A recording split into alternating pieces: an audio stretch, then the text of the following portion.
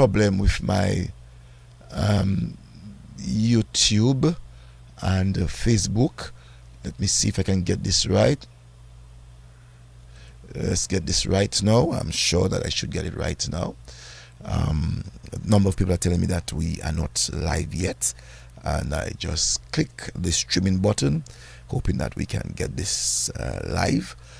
If not, I'm just calling on my technician that we can do that remotely, and you can help us to get to our viewers, not just our listeners but our viewers. They are indicating to me that we are not yet live on the social platform. Not so sure why, and getting to see what's going on, and I'm sure that my technicians are going to help us to allow us to be seen live. So as we are speaking, Philip, tell us about yourself. I want to know about Philip Horseford. Okay, Philip Horseford, born in Hillsboro Street. The old hospital, but still in Hillsboro Street, living in Hillsboro Street. So just say I was born in Hillsboro Street, close to the Lawrences, opposite.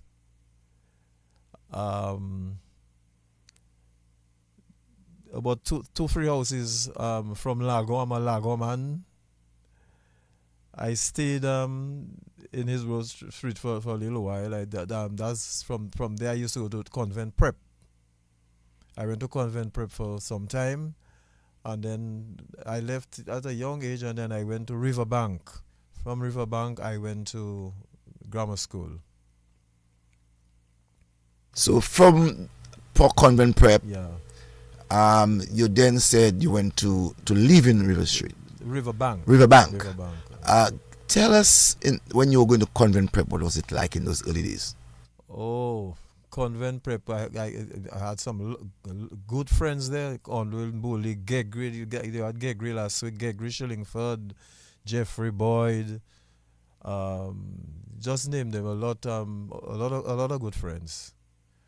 Well, as you know, convent prep is a mixed school with girls and boys. Yeah, so I had a lot of girls also, girlfriends there also.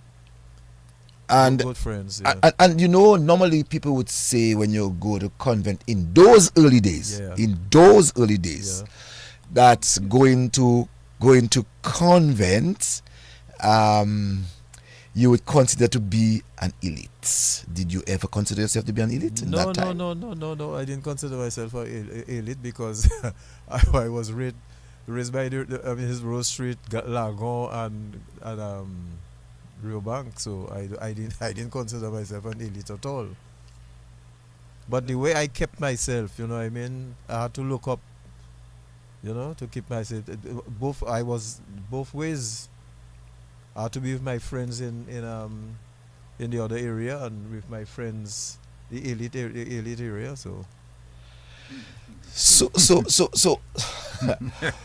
boy, that's no. But wait a while now, Philip. No, you can't get away so easily. No. Because if you at that time, and we're talking about the 50s. Yes. That was a time when going to the convent prep, you considered an elite, a bourgeois. How you end up there? Not really. My mother used to be a nurse, midwife in the hospital, and she had good friends, the McIntyres. So from there I got through to the convent prep. I don't think it was so much. Because apart from me, they had a lot of other people that were not elites in convent prep at the time. They had Rochester, Warrington. We can say that you're a middle class. Your mom a midwife. Well, I wouldn't say that. No, I wouldn't say that. No. I just. It's strange, you know. Yeah. That when I grew up as a boy, people like me. Even if my mother wanted to send me to convent, I couldn't have entered the convent high school. But being a midwife in those days, in the 50s, big name. That was a big name. I remember. But that's what I'm saying, Cecil, and she had some good friends. Yeah. So she had some good friends, and she had a big position. Midwife is a big position. Huh? Yeah, man. So Roseau. that for sure would help you to enter into the convent. It helped, yes, it helped. So as I said, it's a particular class, But and I can understand, Philip, that you're trying to be modest, very modest and humble. But I can tell you, all of us are aware that in those days, it's only now any kakawat can go there, unlike before, or to see come out from the Lakou. I don't know how many persons. But I call some names for you. That what Rochester, Warrington. So let me ask you, what Rochester father and mom did? Were they close to the priest? I'm not. I don't know. They used to live on Cornwall Street at Newtown. So I don't know. I don't know. I really don't know. So and if you look in those days in Cornwall Street, the kind of houses that were in Cornwall Street, it wasn't like the other side of Newtown. No, the heroes. You know. Yeah. But they lived in a little house. Okay. Yeah, they live in a little house. That makes a difference. Yeah. But we all. You probably know where that house was. You know. Tell me. Yeah. Tell me exactly where. Okay. You see where Duncan is building now? Yes. Right. They had a little. So in front of that house, I think that big house that was there before Hurricane Maria, I think it was the Dewhurst. The Dewhurst was in the inside. On the other side. Yes. The other side of the road. Yes. Right. Yes, so there was this big brown house, if you remember that house. Big brown house, upstairs and downstairs, wooden house. Yeah. So you're saying that they were actually living behind? No, the Warringtons were on the front of Cornwall Street. Oh, they were the front of Cornwall. Street. Oh, that little house That between little house, Suki, where Suki is now, and where they are now building. No. Where Suki is on the main road. Yes. I'm talking about Cornwall Street. Oh, Cornwall. So you're talking at the back. You're talking about the back. Warrington at the end of Bath Road you call the Warrington. Yes. You're talking about Rochester. Yes. Rochester. Yes. How could I forget? Big Afro. Right. Have a small funny bongs. Yeah. No, man. People used to watch Rochester. People used to watch Rochester, the Warringtons, as a little elite because they had high collar in those days. No, not really. I don't think in that. I don't think it was only elites that was going to convent prep in that. Okay, well, a few got the opportunity, but the vast majority. The man defending The vast majority in the 50s were of a certain elite class. Yeah. And if you were not, maybe the church would have given you a pass. Yeah. So and I suspect Roach Warrington mother was a Poto. Yes, they were Potos. Yeah. Up to this present day, the big sister of Roach. I mean, she's a Poto. I mean, you had to be close to the church at that time. Yeah, you had to be close to the church. So I find it strange that my friend Horseford, Phillip Horseford, is not aware of that. Well, he knows. I mean, I think the church played a very important part in allowing you the privilege to go there. And you, of Cecil, course, I didn't look at it that way. I never felt that way. I never felt that way. Okay. I never felt that way. Can you imagine someone said to you, Philip, the man has a problem with elite? I'm trying to wonder if it's me or no. I'm trying to wonder, by the way I read it, I try to wonder if the person's talking about me. I don't have a problem with elites. You know, I'm just saying at the time, the type of people that we knew going to convent. And the person who sent me that message has two big surnames. You know, and that person would have gone to the convent high school. So that is why I'm telling you, it's not everybody that you consider elite. No, there's a lot of us out there. Okay. So because I call Jeffrey Boyd, Alwyn Bully, Shillingford, and these are my closest friends. Yes. So just imagine Gregory Shillingford, and you heard last week what Gregory said about his family. Before you go further, something Gregory said about his father never buying ball and bat. I used to meet Gregory every Saturday. Gregory had his ball and bat, and we used to go to People's Park, to play cricket. He said that. To play cricket. But he had a ball and bat. Someone who made it for him. Okay. Someone made the bat for him. All right. I know he had a ball and bat. As a matter of fact, off air, he said to me, Cecil, your father was the one who made bats for me. All right. You mean hidden? Hidden. Okay. He Yeah, said because I hidden. know, but he had Yeah. like his cricket. Yeah, he said Yes, hidden made bats Yeah. for So him. every week, every Saturday, we used to go people's park. Uh-huh. Yeah. Yeah. Or the back of the gardens, you know. So Gregory himself had some good time. Yeah. Good time. So now going to convent, you had to go to church every Sunday at that time. Yes, I always a churchman. Yes, you had to go to church every Sunday. Mm-hmm. Yeah. And in the mornings too, as Gregory say, in the mornings too. In the mornings? Yeah, well, yes, in the morning, because if you go, you were given a card, Uh-huh. and when you go, you get a star. Mm-hmm. You know what I mean? And what is funny about that, though, Gregory said that sometimes you go to church, you don't even know what the priest said. Just to know, you went, Yeah. and you remember a line or two, you say, well, the priest said that. And you get a star. Right. So how many times you would have gone to church now, Philip, that you were not even aware as to what the priest was saying? Well, a few times you go and you get distracted by other things. You know what I mean? You get distracted by other things a few times. I can imagine, Mm-hmm. like many of us, we would have gotten distracted by just finding ourselves going to church and seeing a few other things that would really distract our mind. Yeah. So people like you in the early days would have gone to confession Yeah. from the convent prep. Yes. Mm-hmm. Go to confession. Yeah. Who were your priests at the time? Who were the priests at the time? Gaylord was there. Hold on, Gaylord. Father Francis. Hold on. Yeah. Father Gaylord, I just say, Francis. in the name of the Father and of the Son. That's the one you're talking about. Francis. Yes, Francis, Father yes, Francis. I remember Father Francis. Yeah, They were all white priests, right? Yeah, from Belgium. Yeah. Yeah. And tell me about a little bit more of your teachers at school. Boy, one teacher I could remember is Miss Sorrento. Lynn Serendo? No, Miss Sorrento. That's the only one I can remember. Oh, and Miss Garage. Miss Garage. Miss Garage, yeah. From the kindergarten classes. So that means you're a good boy at school. Very good boy. So for you not to remember teachers, they didn't beat you, they didn't pinch you, they didn't send dusters at you. Well, as I tell you, I could remember. Oh, and there was another one.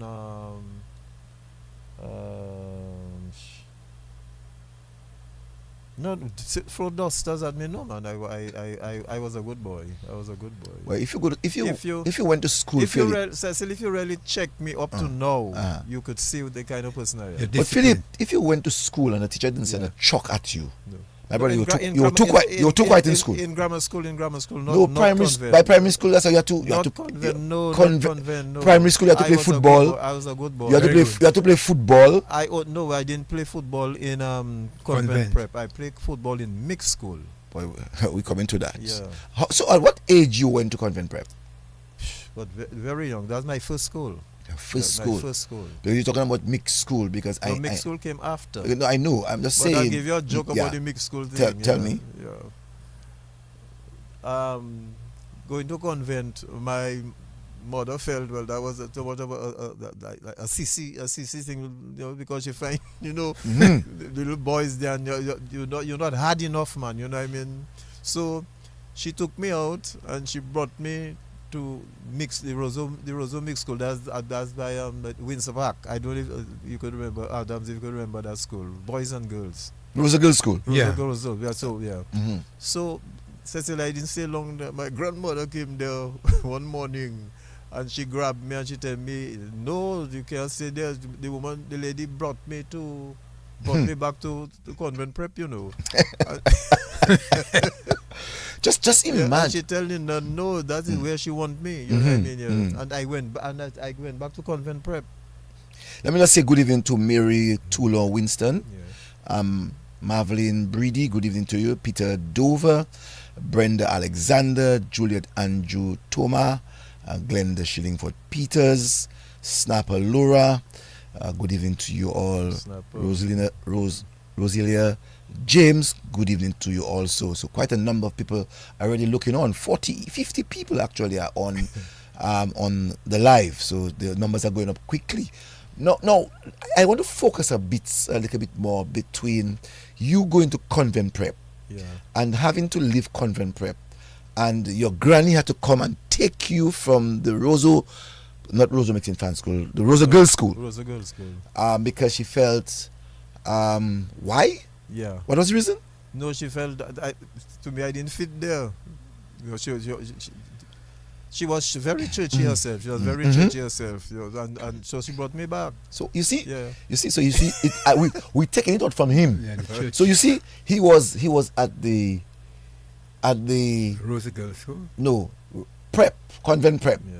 Went to Roseau Girls School. His granny came for him and said, "That's not the school for you, my brother. Go back there. Go back to where you belong. Go back to the convent. Go back to the convent." And you heard his underlying tone, the church. Yeah, very close to the church. Yeah. So it's either the church or your status in society. The church played a very Important role. And that's important to note, you know, how the church from a long time has been helping in the development of children. And we have to say thank you to the Catholic Church. Yeah. Many times some people speak bad of the Catholic Church, but they have forgotten that the Catholic Church has played an important role Up to now. in developing minds. Young minds. And I just want to say live thank you very much to the Catholic Church for doing that to this present. But you're Catholic Church man. No. I went to the Catholic Church. You went Church. to SME. You know? No. I went to St. Mary's Academy. I went to the Catholic Church many moons ago. And in the late 70s, I had to, through my mother getting a different conviction of religion, had to take me to another church.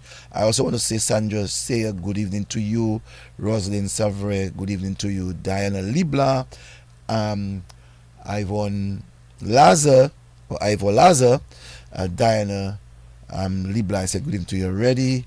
And to all the folks that are tuned, 56 now are up. So that day you went to the Roseau Girls School. Who was the person who brought you to that school? My grandmother. Your grandmother brought you that. She just came back and take you from that school? No, you meant who brought you to the school? His mother. My mother took. My mother brought me to mixed school. My mother, yeah. So my mother. So here it is. Yeah. Your mom took you to mixed school. Yeah. And there was a big connection between your mom and your grandmother. Yeah. So which means your mom and your grandmother, were they living together? Yep. Right. So which means your mother had to inform your grandmother. How did your grandmother find out that you were going to the Roseau Roseau Girls School? Change of uniform.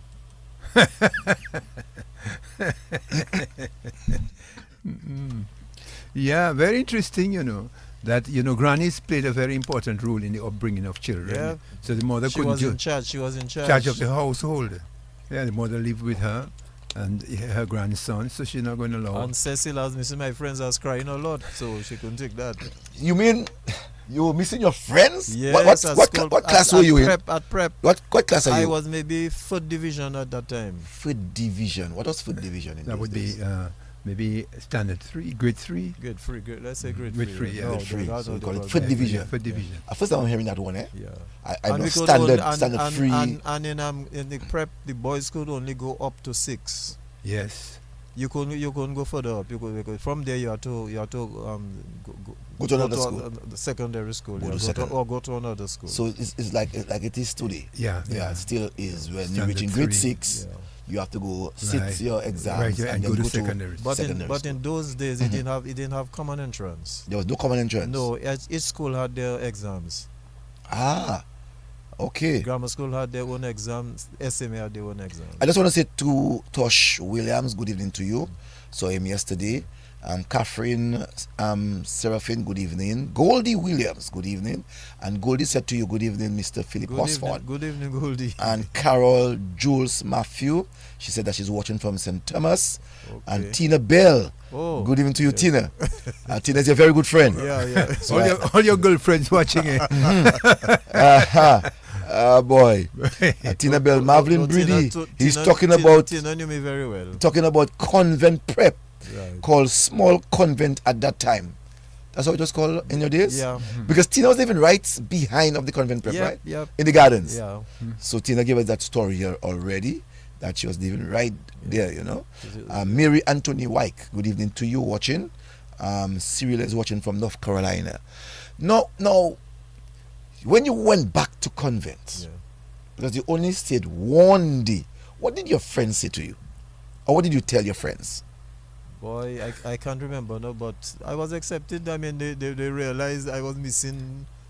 It wasn't one day, Cecil. It wasn't one day, It was close to a term, It wasn't one day. Oh, but for you said a day? No, not a day, not a day. It was close to a term. Yeah. Boy, you made me cry. Yeah, but I telling you, as if. So while you are in Roseau Girls' School, while crying, any boys say to you, boy, you are like a CC man? No, man, no. No? But I was doing my classwork, I was doing my classwork, but I mean, you grow up with friends and all of a sudden you just leave and you go. But if you new set of people. But if you came from River Street, if you came from River Street, your school is closer to your home. No, listen. In Hillsboro Street, when I was in Hillsboro Street, I went to prep. Convent prep. And when you went to Roseau Girls' School, where were you living? Lago? No, prep. The prep. Same place. Same place, Hillsboro Street. So I'm just telling you, it's closer. Yeah. It's closer. Yeah. And not only closer, you have friends living in the area going to Roseau Girls' School. The man accustomed with his school, It's convent prep. But that is strange, boy. Yeah, man, the little friends I had in Hillsboro Street was the Lawrences, the Monjuries, Timothy and his brother Julius. Yes, yeah. So the Lawrences are still around. The Lawrences are still around. But Raymond Lawrence is still around. Yeah. But Raymond was a younger boy. My friend all the Lawrences was Tony Lawrence. And Bernadette his sister. Okay. Bernadette Lawrence. And the other guys that you mentioned. Monjuries. Yes. So which means you're living right next to Wow. Yes. But not in that yard. Let me tell you that. Who was there? Guys used to take care of me, The Vigos were there. The same Vigo was there. Vigo. Bad Vigo, the character. Nobody could touch me. But hold on, Philip. If that is the case, you were a soft boy. Not soft. Yes. No. Yes. Just that is my ways. Vigo. My ways. What was your ways? No, a nice boy. No, Philip, in those days. As we go further, you'll hear about the nice boy. Philip. Let me tell you. Let's be honest for ourselves. Yeah. In our growing up, you're older than I am. Hartley's older than I am. Yeah. But when we grew up as boys in that period, and some old man had to defend you, is because you're soft, Well, not soft. Let me tell you, maybe it's respect for my mother, being honest. Maybe it's respect for her, so they were defending her son. So when fellas lash you or hit you, as we would normally say, you just go and cry? No, I used to fight, No, baby, I used to fight. Don't afraid to say that, my brother. I used to fight. Nobody could take advantage of me. So why would the old man have to come and help you? No, because just a liking. They like you. Yeah, Ruben, all those. Ruben for howling? Yes. Vigo, he lived around. Hold on now, Ruben, because Ruben's living higher up, Hillsboro Street. Yes. So you mean Ruben used to defend you? But all of us we were playing in Hillsboro Street together. We come to that plane just now.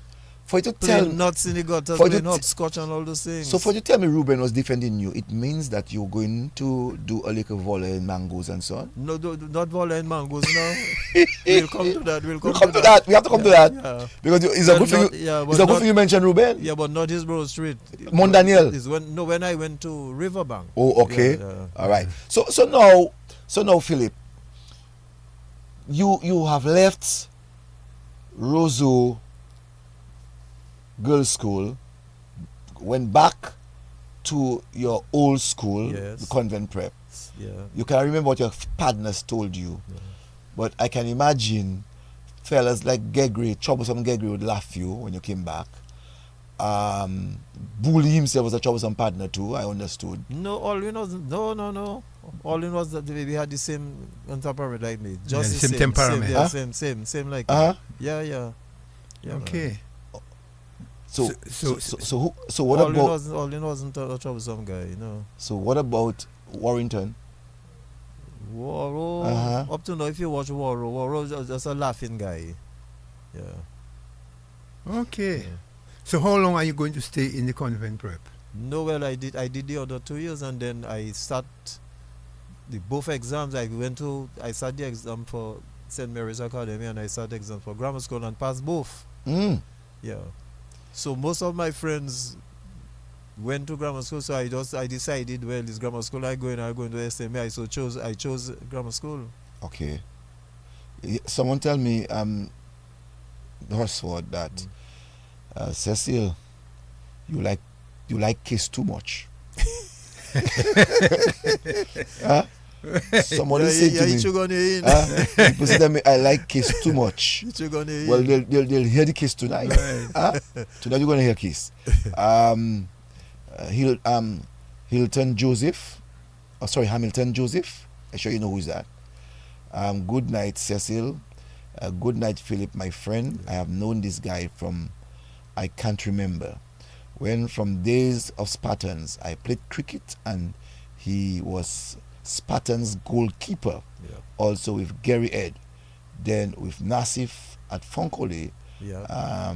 Together with Reginald Astafans, Madesh. Max. Yeah. Then Jupini. Yeah. Swinging Stars with my two sisters, and we were still friends. That is Palo. Palo. Yeah. Yes. All right. Oh, old Palo. Yeah.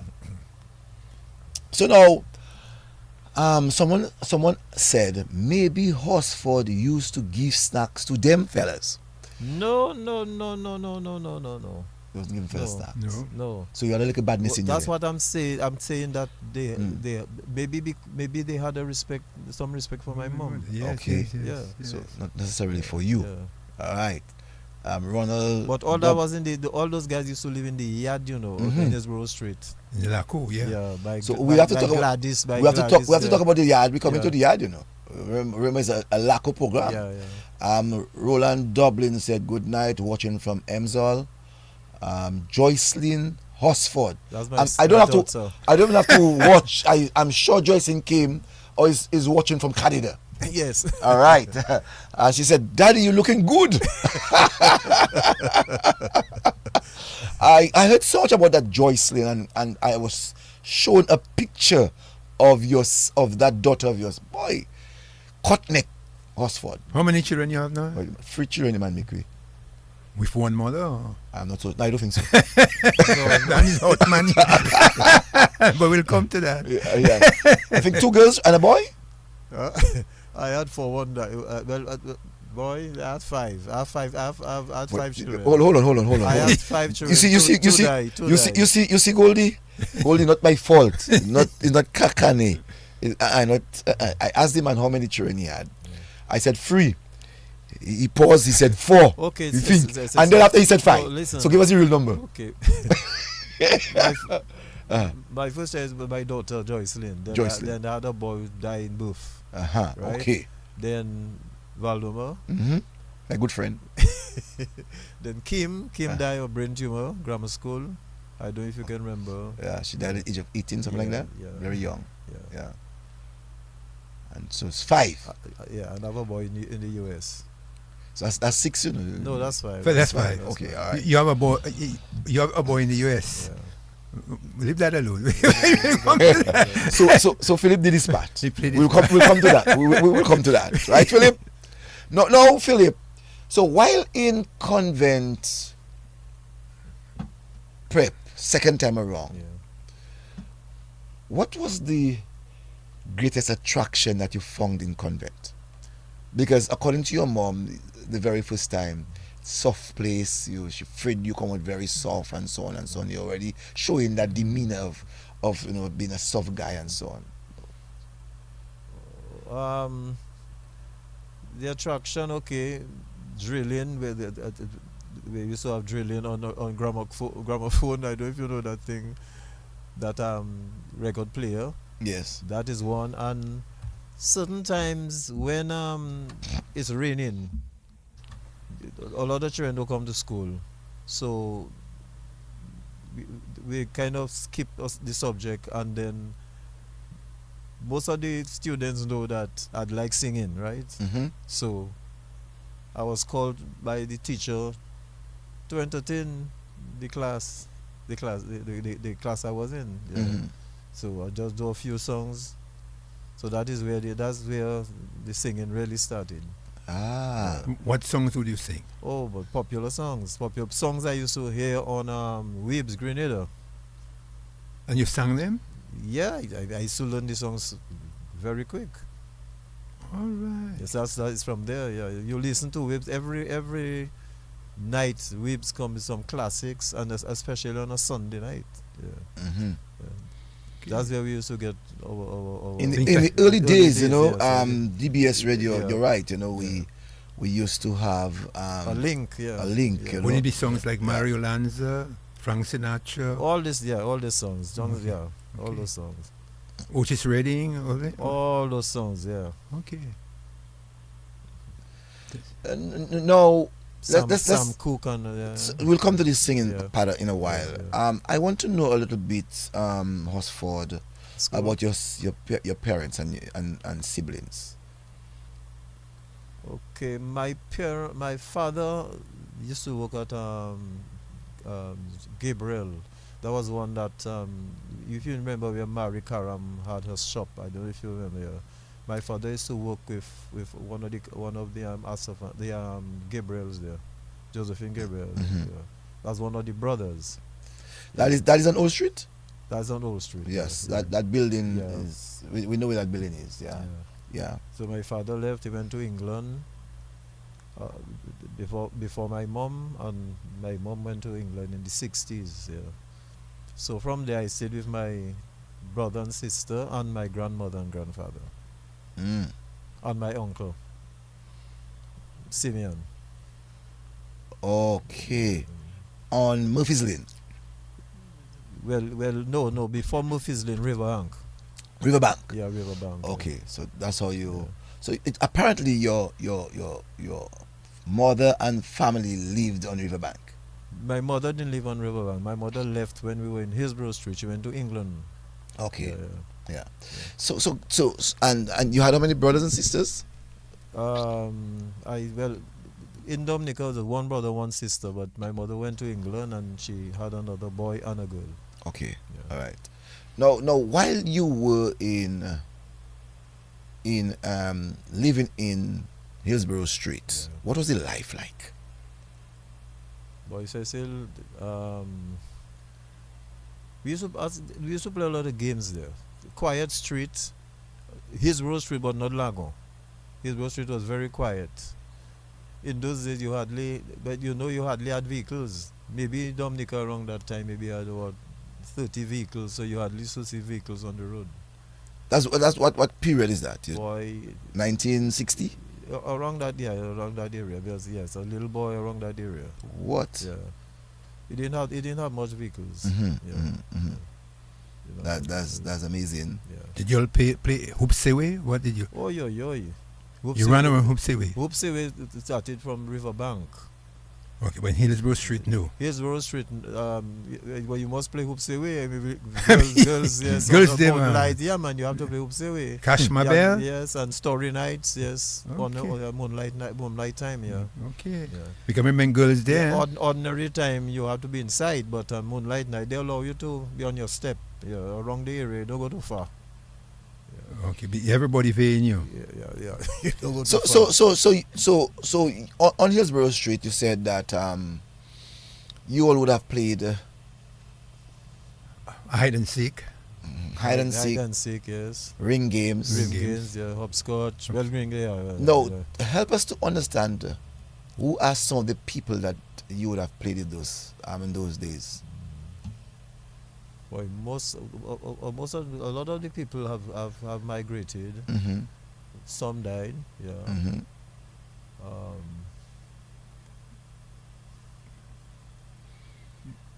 But a lot of them I can't remember. A lot of them Mhm. just not from youth I cannot. You can't pick them Yeah, up. no. You can't pick them up. Okay. Kremnil and his sisters, Kremnil Fingal and his sisters. Okay. Yeah. These are people living close. Mhm. Yeah. No, so which In part of Hillsboro Hillsboro? Which part of Hillsboro? So I Okay. can get a better picture, so Okay, we can have a okay. discussion. You know where Anselm used to live? Yes, in that the is city. the blue house. The That- Blue House. So right. adjacent to Wow. That Wow. little house there. That- Adjacent. yeah. Right now there is a Yes, building a for a building university. there. Yeah, Yes, yes, Right. yeah. All So State that's- University. So Ansem used to work for DOASCO, Central Yes. Water And Authority. he used to work at the cinema. And he was- Right. Right. cutting He used to work at the tickets. cinema. Yeah. Yeah, with a short khaki pants. yeah, Yep. short khaki pants, yeah. And married to a woman from Vickers. Yeah. Yeah. Right. So that's where you used to live. Yeah. Close to Mr. Burton. Yes. Mr. Right. Willie. Willie. Bakery. Bakery. Willie Bakery. Yeah. And then Julius Timothy. Yeah. Julius Timothy. Do you know Patrick- used to live a little higher up? Where was Because- Patrick John living? Around the same area there? Maybe higher up. Higher up. Maybe higher up, yeah. So you would have seen before. But to me, Patrick was more in Pong. Yeah, Patrick was more in Kelly Avenue. Kennedy, They have a new yes, Pong Kelly area. Avenue. Yes. By Cecil Hector area. Victoria, yeah. Right, Right. you're right. No. So you were talking about Hillsboro Street. Yeah.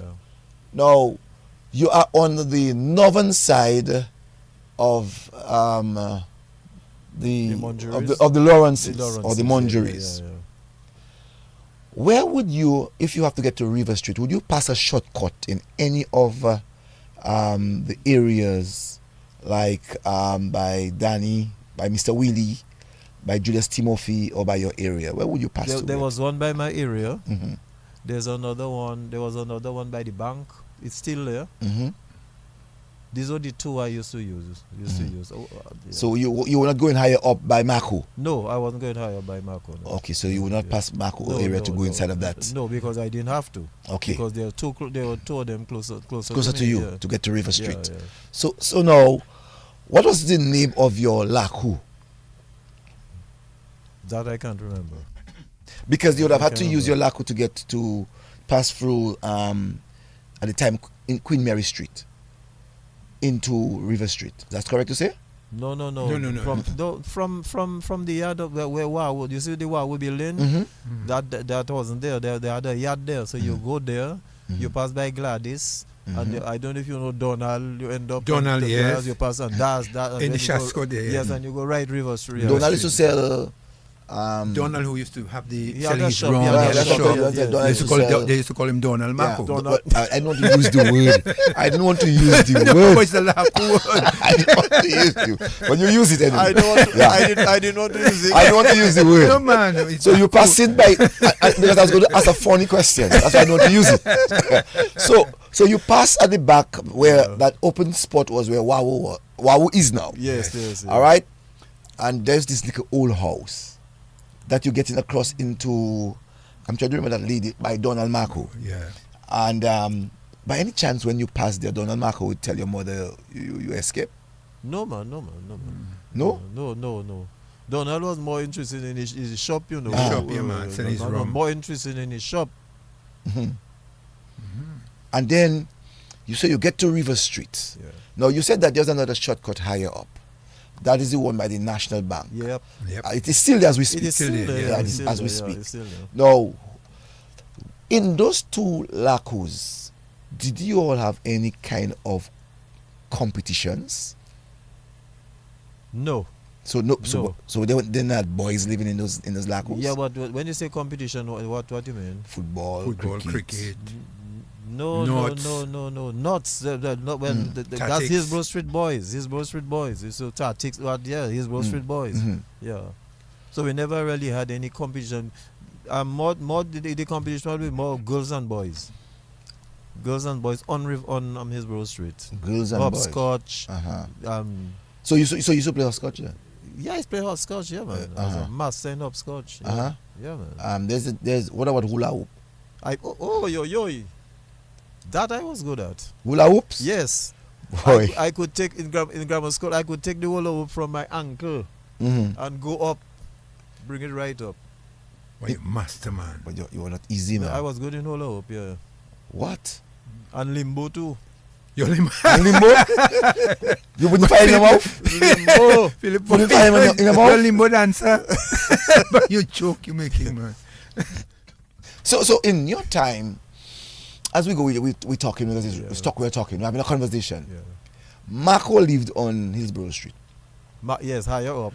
Muzi live on River Street. Muzi live, yes, but Yes. Muzi was always in the area of the Of Hillsboro Street. No, he was Muzi always to be on River Bank area that day, but he used to come and sell his cups, his tin and cups right, and right. things, yes, in Lakou. Mhm.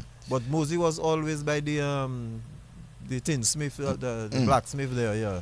So what would you have remembered about Muzi and Marco?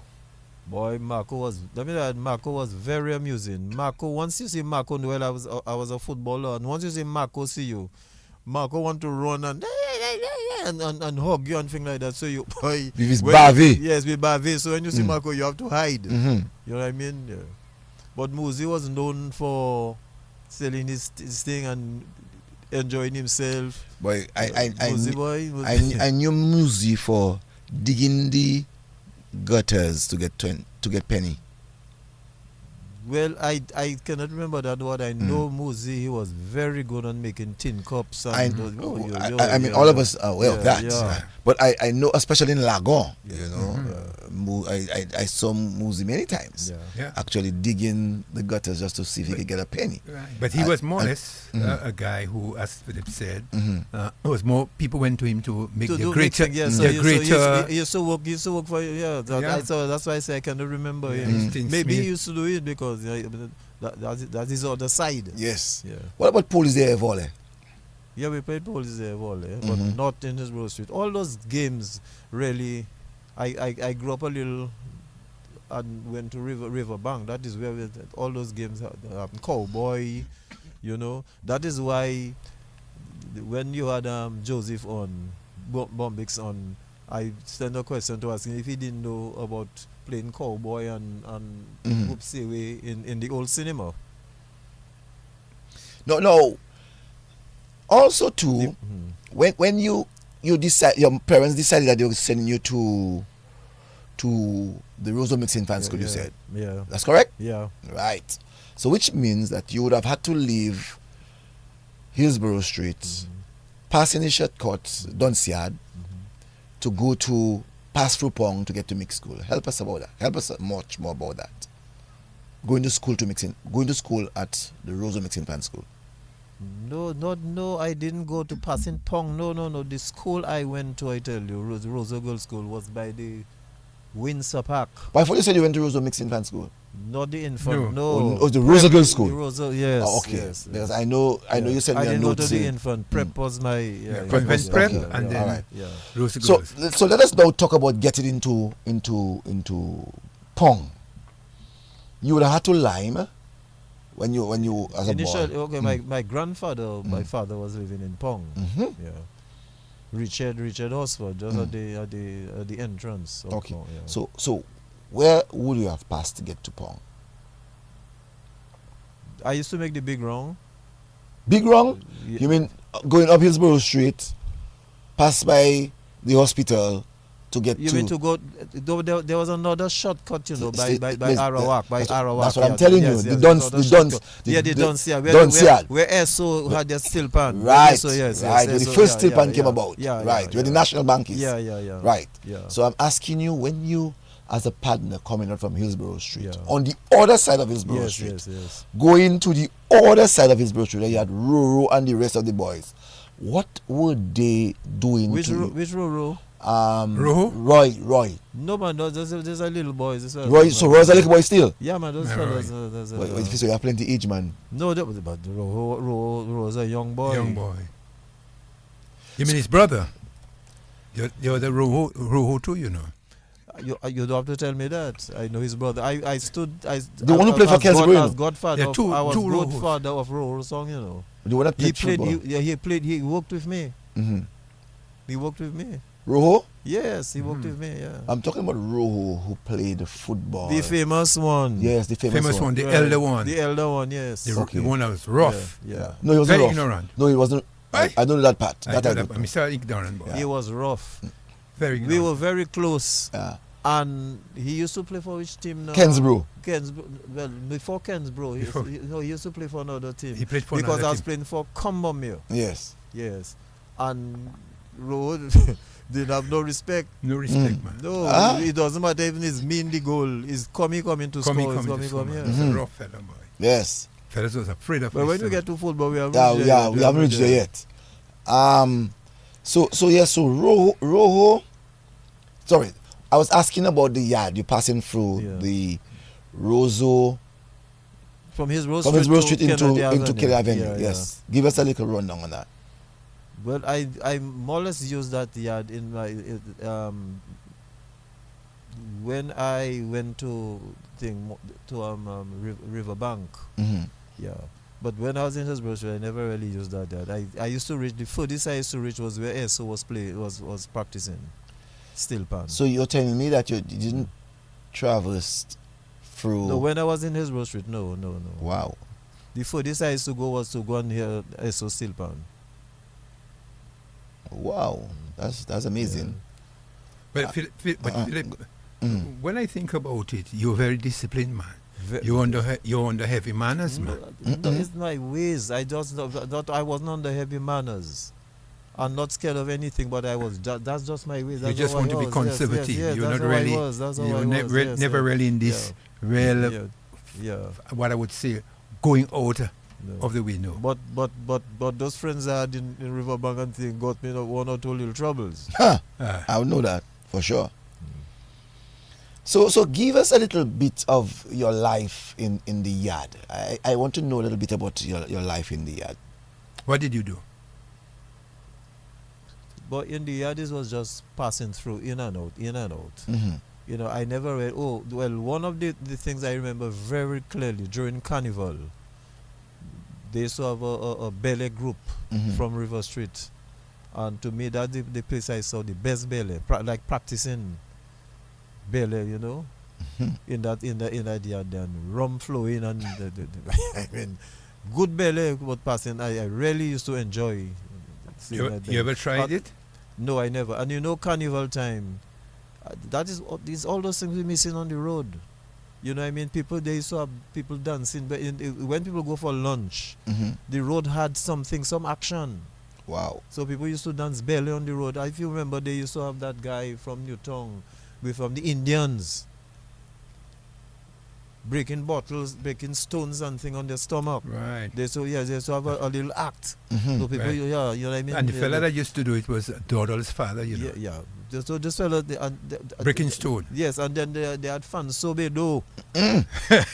Tell me a little bit about Fanso Bedo. Fanso Bedo used to blacken himself, and under every standpipe he wetting his and he going back and color himself. Hold on. The same Fanso Bedo we know. A red Fanso Bedo. Not the black one by the No. Oh, frightened me. That was a crazy man. Oh, that's another Fanso. Yeah, man. Every pipe he meet, he have to. These were the fun for Carnival. So when the bands go for lunch, that is what you had on the road, and people used to enjoy those things. You know, so there was never a lull. No, Roseau had quite a lot of characters. Yards, Lakous, from one to the other. Give me a feel as to how you yourself travels from one place to the other in Roseau. So if your mother would have said to you, go to the shop, to go and do the shopping by Astafans, where would you pass? From Hillsboro Street? Yes. Astafans wasn't there yet. There wasn't any big shop in there. Astafans was closer to the where Dupini is. Where your former employer? Yes, Dupini, Okay.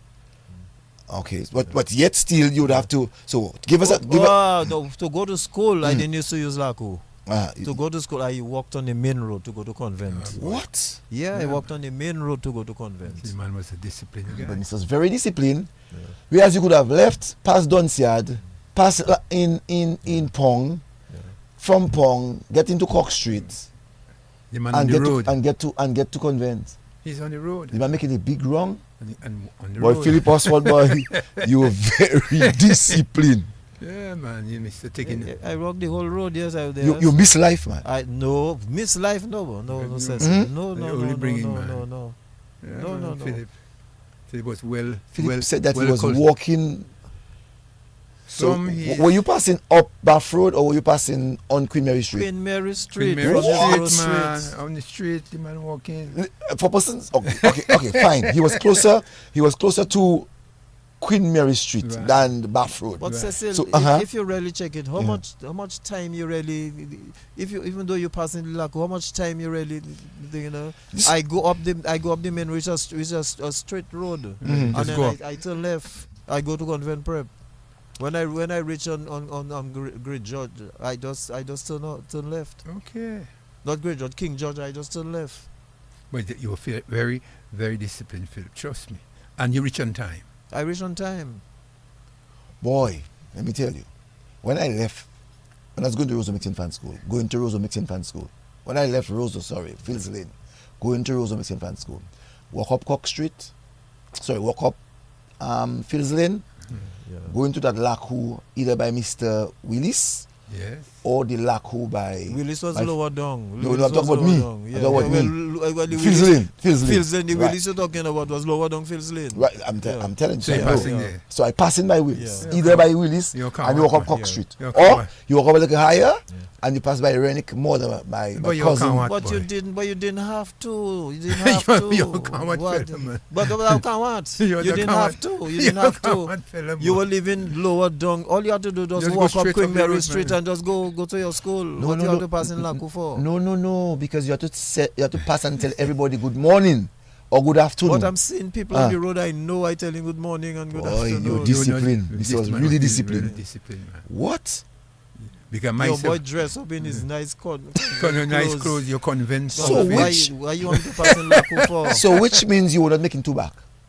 No, I never made two back. Wow. Never made two back. Well, this man Thank miss out. God. Never You must say made two thank back. God we.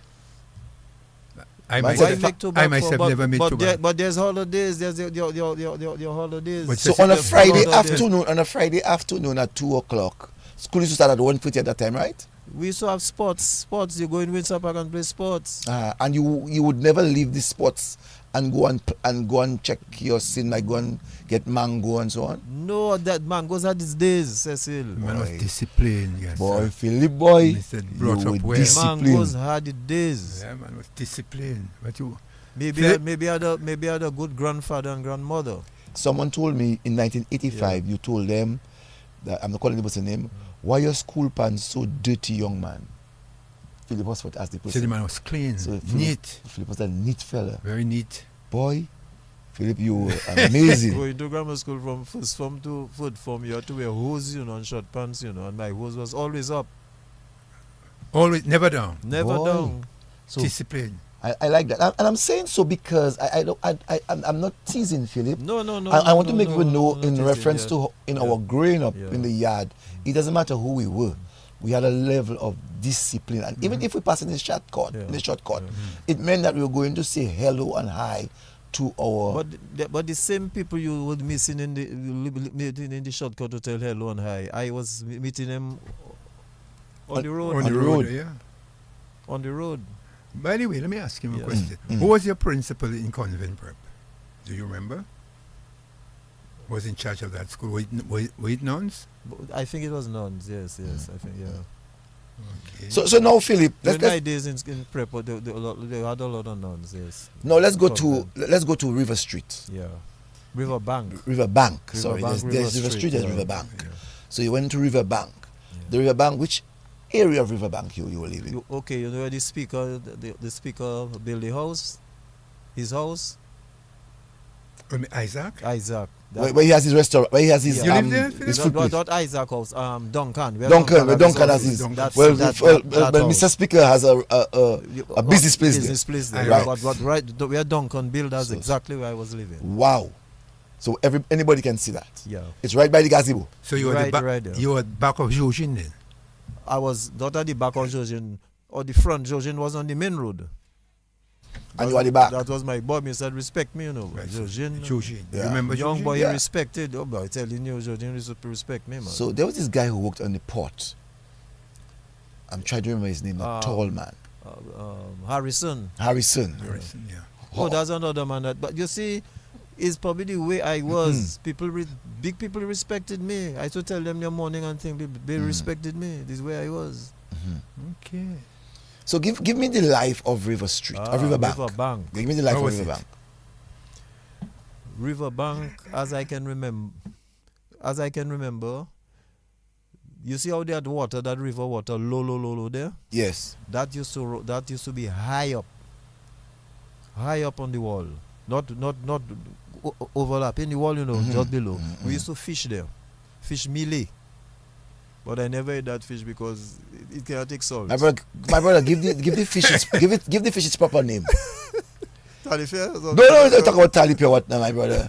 Give the fish its proper name. Mile kaka, that's the name. Because some person may not know what you're talking about when you talk about talipia. Okay. Who knows talipia? You know talipia? Yeah, I know talipia, but my brother, you don't know talipia. You know mile kaka. Well, that is not a man. It's mile. Mile kaka. You call it Mile kaka. Yeah. And you know mile kaka in those days, if you spit in the They water, take that, yes. 100 mile kaka come in and meet That's it. right. That's where the action was. Yes. That's where the action So, was. so if you bring tin kaka there, Yeah. Yeah, man. you know, Yeah. mile just That's their come food, in. man. So that's why we call it mile kaka. You never had that, Philip? No, I never liked that because it can't take Hold salt. on. There's a difference between not liking, because No, for him not to like it, that means I he taste it. I never know. You never eat it? No. Wow. I taste it because, and I see no salt. It's not taking salt. That's so true. Okay. But It's a that's- river fish. So, Yeah. so let me ask you, living by the riverside, how much mess you would have made with your mellow cream tin? Ooh, a lot. Mm-hmm. A lot. That is where with the guys from Riverbank, that is where we used to make in mess. We used to go Windsor Park in the night and get fowls. But in those days, we used to say we're going to volley fowls. But what volley fowls about? That was wild fowls in the Windsor Park. But you're ducking and you're doing that. We figure it's people fowls you're going to steal. It's not people fowls you're going to thief. Who's for? Wild fowls in the Windsor Park, just there. So you're telling me never had an owner? No, never. What owner? No, but Cecil. So maybe somebody had a bullet and thing, and then those things just and that was just no. What I mean, they just Go wild about. in Windsor Park. So what you all doing? Cool wash. Catapult? Catapult? Yeah, catapult. So the first one selling stones then. So much stones in that Windsor Park. We used to send stones, but more catapult because you don't. It's in the night. You can send stone in the night. You'll try a catapult or run behind them or give them. I think fellas used to use rum and thing and for bread and rum. You get them drunk. Yeah. So when you all catch the fowls, what you all would have done with them? Make mess, dumpling. That's what I want to know. Yeah. Dumpling? Good mess too, yes. What dumpling? Fig, yes.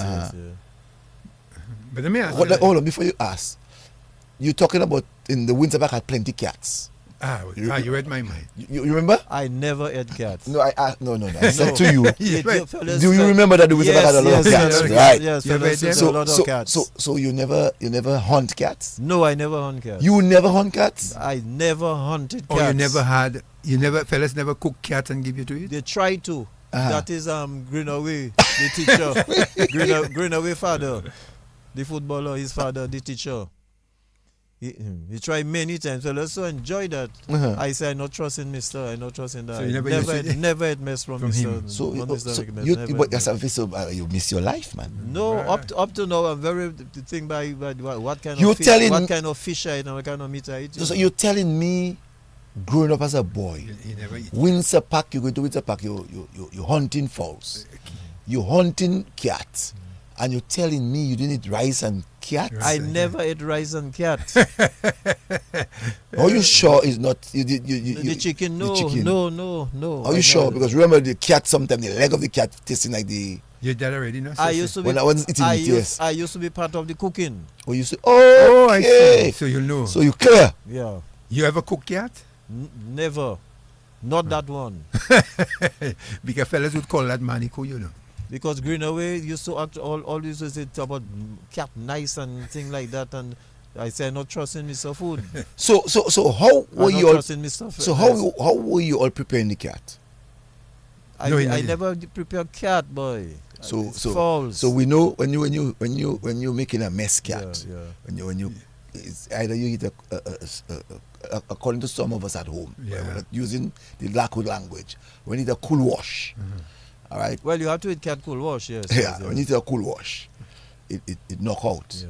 You take it. You have a bomb of water. You either roast it or you put it in the bomb of water. To skin it. To skin it. Yeah. And you most times we used to not skin it first. We used to Put it on fire.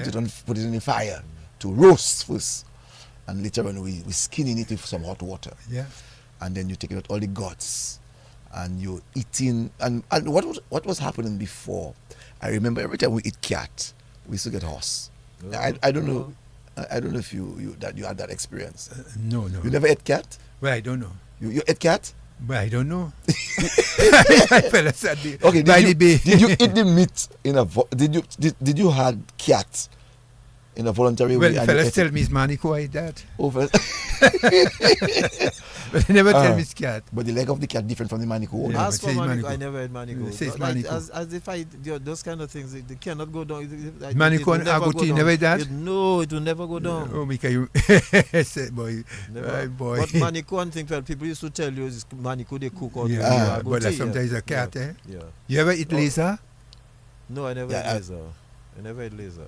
You had that already, no, Cecil? I never had laser. I tell you, I'm well prejudiced by the meat, by the meats I eat. They say laser tasting like chicken. So you're just a eating chicken, pork, and I had pork. So chicken, pork, and beef. And beef. I had beef, but lamb. I was lamb. Yes. Remember, I used to sell those things with Nassif. I used to sell those things with Nassif, you know. But Phillip, lamb shank and those things. But Phillip, as a boy, growing up in Windsor Park. No. You had to send stones behind falls, which you did. Yes. You had to make the mess, which you did. By the way, did you make mess by the river? Yes, by the river, yes. And you said but that's where we used to go and do it. But you saying your mess would have been foul and not cat. Not milikaka. No, not right. milikaka. I understand that. I used to like to fish milikaka. You used to like to fish milikaka. But you do eat it. No, just for fun you're fishing, you know. Yeah. No. Let's take a little life in the river. Under power. Mm-hmm. That's where I learned to swim. So you learned to swim. Yeah. I was pushed in the water. Mm-hmm. And you bataille. But then there was a guy, I'll never forget, Kali Green came and helped, you know.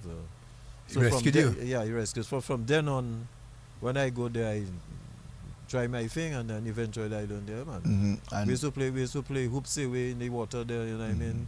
You dive on and you become so good, you dive underwater, and you change it, and somebody to when they hold you to be sure they have to bring you up. If they can't bring you up, okay. Yeah. Mm-hmm. So you have to have lalling too. No, right. More than the person that chain in. Right. And you have to know to hold that lalling. Yes. And no, Phillip. But that was our beach, eh? Mm-hmm. Underpower was a boy, underpower was all boys went on the underpower growing up in the Roseau area. No, you'd have your tubes, right? Yep. No, would you take your tube from underpower to go to the mouth of the river? Yeah. You did that. Yeah. How skillful you were? You have got to be skillful on the tube. Once you're on the tube, you're going. And that's why I tell you, in those days the river was high. Very high, yes. The river was high. Mm-hmm. Yeah. But when you turn on the bridge. Oh well, you have to maneuver. You're on the other bridge. You maneuver your thing. Mm-hmm. Yeah. No.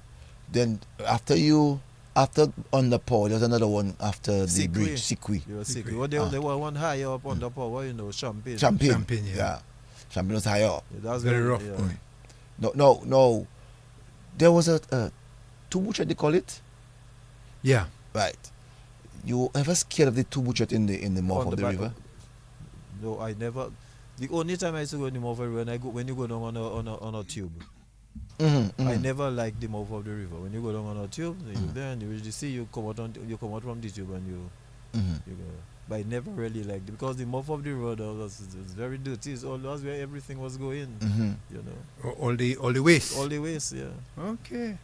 But as you said that too, your plums. Yeah, the plums. Yeah, the plum tree higher up. So the plums used to come down river and you go, that was our bathroom for everything. I want to talk about the toilet. We have to talk about toilets too. We have to talk about toilets. We have to talk about toilets. Because a lot of us didn't want to go to toilet. You say where Eric's Drive-In was? That's where they have the bus stand for the for is Canefield or Yeah. there was a big Toilet there. you know. I remember that toilet there, right by the bridge. Right by the bridge. yes. Right by the bridge. There, Yes, there's a big toilet there before. What's his name? Not Vigil. Sorry. Yes, that's why I tell you Eric's Drive-In. Before Eric's Drive-In. Fitzgerald. Fitzgerald, right? Yeah. That's what I want to say. Fitzgerald had his depot there, Right. and then after they built this, No. Johnville. No, not a depot yet. From the time it was a restaurant. There was a little depot. A little bread, yeah. There was a depot there. there. But where thing he had a restaurant. Right, there's a bigger. And then after they took out the depot and then they put a skittle board there. Right. Right. Good history. Good history. Mahjong skittles too, eh? Your Mahjong on Skittles? You could play pools very well. No, skittles. Okay. I know, but I'm not saying Yes, if you could play skittles, you could play pools. It's quite different, quite different. Yeah. So you said that you never really venture in the mouth of the river, so you would not know much about the Tubuchet. No. We knew the people talk about Tubuche, but I never any Tubuche take anybody going out by the river. Never heard about that. You ever Kuilam?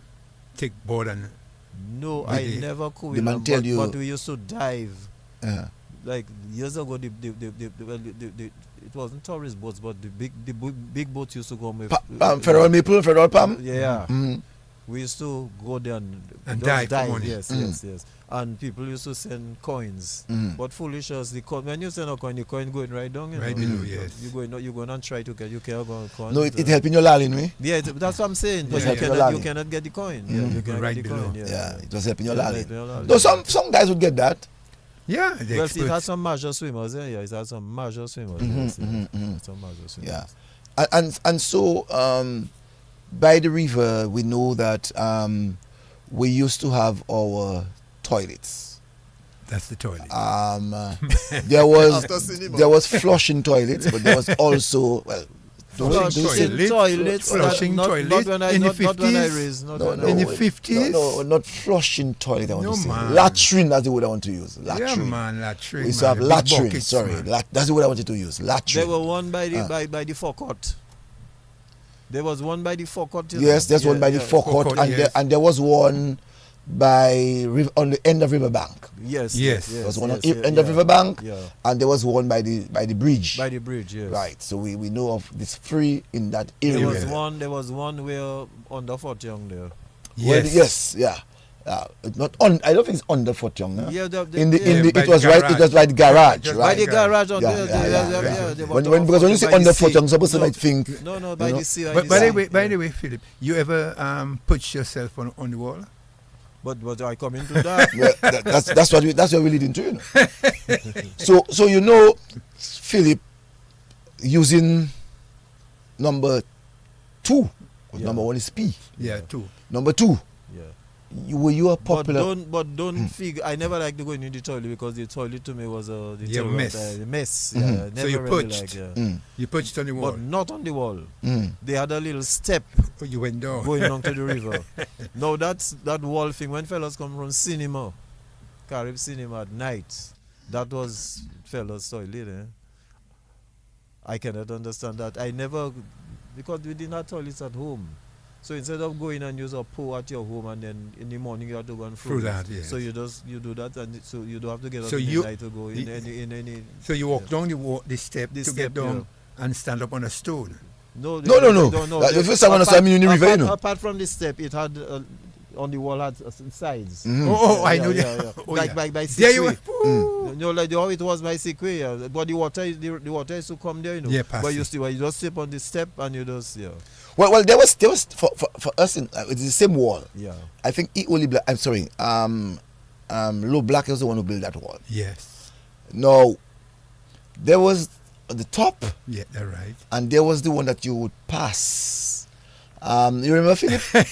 There's You the walk top. away. There's the top of the wall. Which wall Top of the which wall. wall you Right. talking about? Okay, I'm talking on the wall by the Winter Park. Not that one. No, I don't. Oh, you're talking the one lower down. The one by you, by your to home. my home, yes. Yeah, by your by. Yes, yeah. Right. That was the main one. By you, main but you one. didn't have an up and down. Your Yes. own had a step. We had a step. Your own had a step. Yeah. And you We had a step too. right. Yeah. Sick, we had a step. Yeah. There was 1, 2, 3 steps. If I remember 4. There was 2 by the Winter Park area, Yeah. and there was 1 by your home, Yes. Yes. and there was Right. 1 lower down. Oh, you remember the one by okay. Yeah, Okay. and there was 1 lower down. Yeah, and the one by your home, many persons who use it there to go, and the women in Yes, particular, yeah. to go and wash. To go and wash. Yeah, yes, so yes, I know that yeah, one, yeah. you know. So there was this step, Right. and sometimes in our growing up as boys, it was a normal thing. You would see lines of fellas Line On the up. wall, yes. on the wall, top Yeah. wall, the top wall, not the step, No, the the top wall. Right. After cinema. After After which cinema. after cinema, my brother, big day talk about after cinema. No, I never see that big. My deal. brother, there Well, were maybe you see, I live Oh. by the riverbank, you know. okay. Okay. But in the night you see If them. if you had to do anything, you go in the river. You're crazy. You can do it on the wall. I am saying to you, You saw that. I am saying to you But you see- that I saw that because I did it too. Oh well, okay. Well, I did. All right, I did- What's the light? where the grammar school, going to the grammar school grounds, you call it. Yes. You call how you call it? Technical wing. Yeah. By the Winter Park. Yeah. Okay. So guys used to take out their pants and with their brown paper bag. Oh well, if it's there, you do that. That there, around that area was not crowded area. That area was not crowded. Oh, that's what you area. meant. Yeah, But because in your area. Yeah, in your area, there are Yeah. people who live in there. Yeah, man. What So it's only night time you do that. Yeah, man. By the 2 bridges. Or Yes. you Two do that, bridges. yeah. Yes. So look, somebody tell me they see that big day. So yes. by Sequoia, but not Yes. by, Higher up. Yes. yeah. By the grammar. Not by the grammar school. No, not by the grammar No. school. Seldomly see people by the Yeah, grammar yeah, school. yeah. Well, You would see see people more between the Windsor Park to the grammar school wall, Right. Yeah. the entrance of the grammar Entrance, school, yeah. and not even right up by the grammar school wall. More or less on the Bathroot side, where the river street is. They used to have a lot of cane. Is cane right? Horseford? Yeah, Okay. A lot of cane. Right, you're Where the right. stores used to be Yeah, living, yeah, stores, yeah. Embed Store and them Yeah, were living yeah. in that area there. Right. So people, well, Embed Store and them, that's their latrine too. Yeah. But higher up, guys used to just sit. You could see guys stooping, Yes, stooping. and you could see Well, guys. that's And a it was a toilet. normal thing. Yeah. No, it's all it. And the other place that we use, Phillip help us by the bay where the toilet is by the Fortune Hotel area there. Yes. Guys used to use. If you remember, there was a big anchor. The Yes. anchor. If you have the picture of boys on them, you see the anchor. Right. So that anchor, fellas used You to got be. a picture of that It's anchor, either you yeah. go down to the step and use the big stone Yeah. that was wrong, Right. or you use the top and Do you know where that anchor is? I want to Well, say it's in the last- Kingfield. Killfield Killfield. by Donkey Beach. Yeah, Donkey Beach. I think that's precise. Right, Right. okay. People were wondering where it went. Mhm. I don't know. But What they took it there, and it's now by Reggie Shillingford. Yeah, but they should have left that thing there. No, That's good the history, anchor is man. by Reggie Shillingford No, up there. You know. What I'm saying, they should have. Reggie's my cousin. They should have left the anchor In where its it was. original. Yeah, man. That's Good. I So Philip, that was think that- they said so- that. so- I think they said that was from a slave vessel, something like that. I don't know. Someone said, but when you pass on the bridge, big day, people used to do that. That's my river, way. in the river. I don't know what river now. we're talking about. Not on the wall during the big bridges. I've never seen that. That's Oh, where I you live. haven't seen it? No, But some people saw it. not during the big day. No man. Not during your Boy, time. man, Philip. People run you, man. No man. No. Under the bridge, Under the bridge. Under the bridge, yeah. Under the bridge. Under the bridge. Yeah. that was one spot. Yeah. Also, too, away from the bridge, where you have a set of stones, Yeah. guys used to go and do their number one. Oh, yeah, number but- two. Cecil, you know the wall I talking about, which Yes, was tell a me. famous wall Mm. between the step I tell you Yeah. to where Eric's, bridge. where Eric's Bakery, that, yeah, that is there. yeah. That was- Well, yeah. that area for me, Was more Phillip private. Horseford was a little bit more private. private. So Yeah, that's that's what a I little said. bit more And that's private. where I used to live. So you around that find, area, yeah. even underneath the bridge there, people were not messing around. No. That was a new bridge, we call it. Yeah. Yeah. So the new bridge was a different type of area. Think people wasn't messing around. Well, I see. Mhm. That is where I see people using both under the bridges. Yeah, but Yeah, the yeah. one, the old bridge, more Both persons, bridges, by both the arch bridges, there. Yeah, both bridges. Yeah, but I would see more people under the arch. But by the way, Philip, Did you see any men bathing there naked? Yeah, a lot of times. Yeah, man.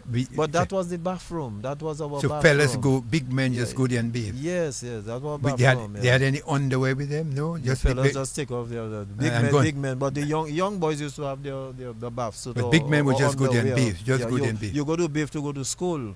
You know. Okay. Yeah. Mm-hmm. But that was something else. Yeah, that's think about Dominica. And you make sure before you go down and bathe, you have to carry water to fill your mother bath pan. And full buckets for drinking and things. You have to do that. I like that word, bath pan. That's what we were saying, bath pan. Yeah, you have to use that. You have to do that Bath before you pan. go. Yes. Wow. That's something else. Yeah. But you, Horseford, you had a standpipe on the end of upper lane. This standpipe was by Donald. By Donald. Yes, by Donald, yes. That was the standpipe. So I had to leave Riverbank and go up. Yeah, go up as well. Yeah, it was a good little walkway. Yeah. With your bucket. Before they put the one on upper lane. Yeah. That was something else. And we're just reminding some people of the life that some of us lived. Right. So Phillip, did you carry water? But a lot of time that was you had to do that before you go to school. All right. Yeah, To fill the bath pan. Yes, carry water on my head and when you get stronger, you do 2 buckets a night. So you had 2 buckets carrying too? Yeah.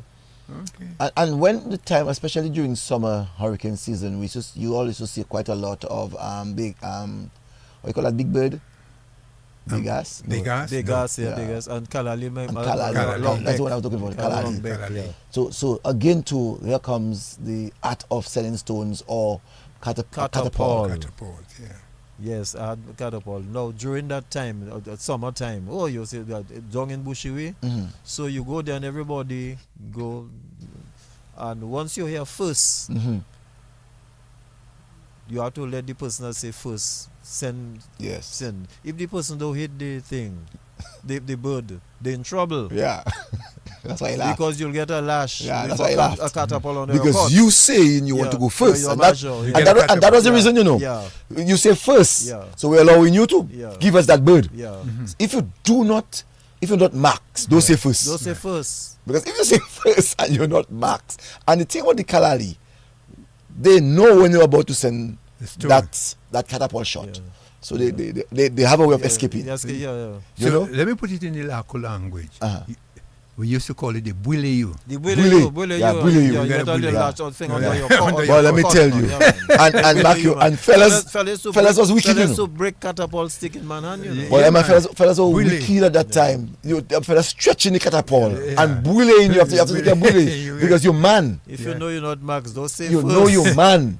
So because you're man, all boys my age and so on. You get it under your coat. I never say first. No, you can't say first, but you can't say first now. You must never say first. Okay. You check. I remember there's a guy they call him Martin on Riverbank.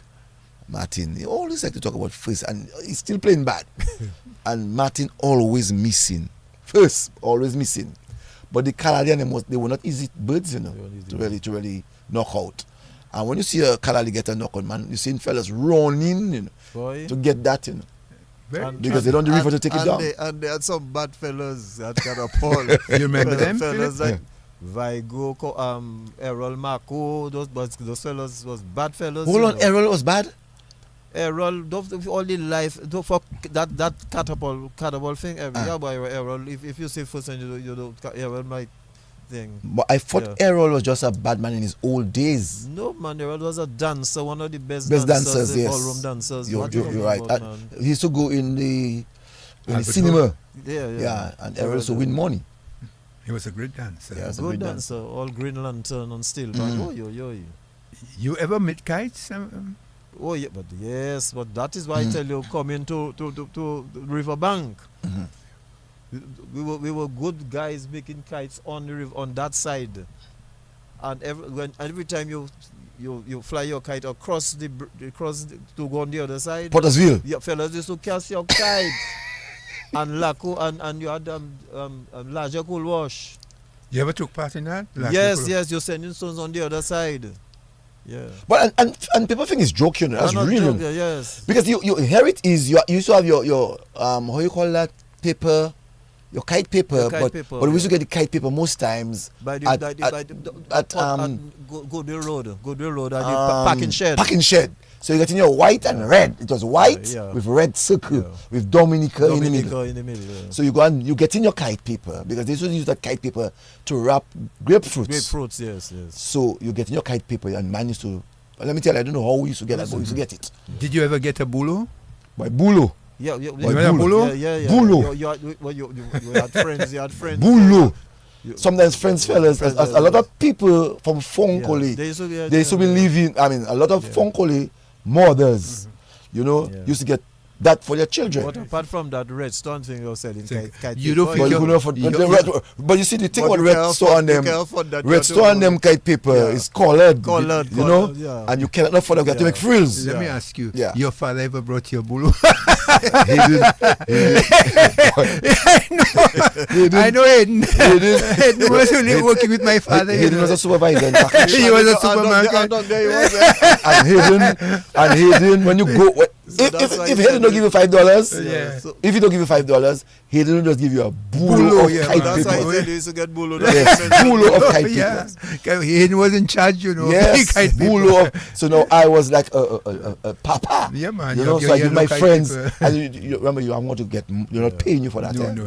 You just give it because you're in kite competition. Fellas making all kind of different kites. I know. And so you were saying, tell us about your life of your kite. Your kite. Well, you meet all kind. You have your plane kites. Your fish kites. All kind of all style. You learn. And well, we used to think, but that used to go high, man. And fellas, I mean, you make your kite, you bring it in, the following day, and man from Potters will cast in your kite, man. Boy, let me tell you, your mother ever give you callot? Boy, what you talking about? Or your uncle? For his kukuyi? Not my uncle, my grandmother. For her kukuyi? Yeah, that same grandmother like me there. I get a boy. And what you talking about? I used to leave the house, and the kind of way they used to be was Phillip. Got all about it, calling me. I had to go rush back home. I just couldn't leave the home. Phillip! Yes. I go and play cricket or go with soccer boy, go those places. I cannot. What you talking about now? So now we used to make our kites. You have to have actually 4 kukuyi. 2 to make the semicircle, yes. and 1 to make that long one. You And you have to have your thread, and you have to tie it to make sure it's the semicircle remains. People use script, and you're killing the cocoa. And that's how we used to get sell out, because sometimes we're so excited we make our kite and we leave anything there. What you made it with starch or with flour? Flour. What starch? You're talking about starch, but starch. Flour. So your kite will never go up, my brother. Flour. It's flour. Okay. You have to do that with flour. Yeah. And now you say when you said Phillip, that when you make your kite, what were you doing? You go and fly the kite. But when you fly the kite, now it always goes across to Pottersville. Because by the river bank, they saw it going. And fellas casting your kite. Tying, they get a twine and they tie stones in either side and they send up those fellas at what? Yes. And then the thing just coming down around the thread and they bring down your kite. You know what we used to use? Back twine. And we tie 2 stones. 2 stones, yes. And we throw it. But that used to happen everywhere, But by the river, no boy, we used to. So let's come back a little bit to Phillip Horseford. Sports. Okay. Soccer, football. Okay, sports really started from Riverbank and Grammar School Yard. Riverbank, we had a group. We had our sand pit by the Riverbank. We used to do high jump. We used to have athletics by the Riverbank. What was our cross country? Across the both bridges, 8 rungs. So we used to call that cross country. But we had sports days. When you get your holidays, we organize a sports day, and then just a lot of good sportsmen came from Riverbank. You know what I mean? And grammar school, we used to go there to play cricket because they had a concrete pitch, and they used to use cockball in those days. So we learned a lot and the team I used to play for by the Riverbank was Giants. Who was in that team? Remember? There was Goldor, there was Soccer Boy, there was RJ, there was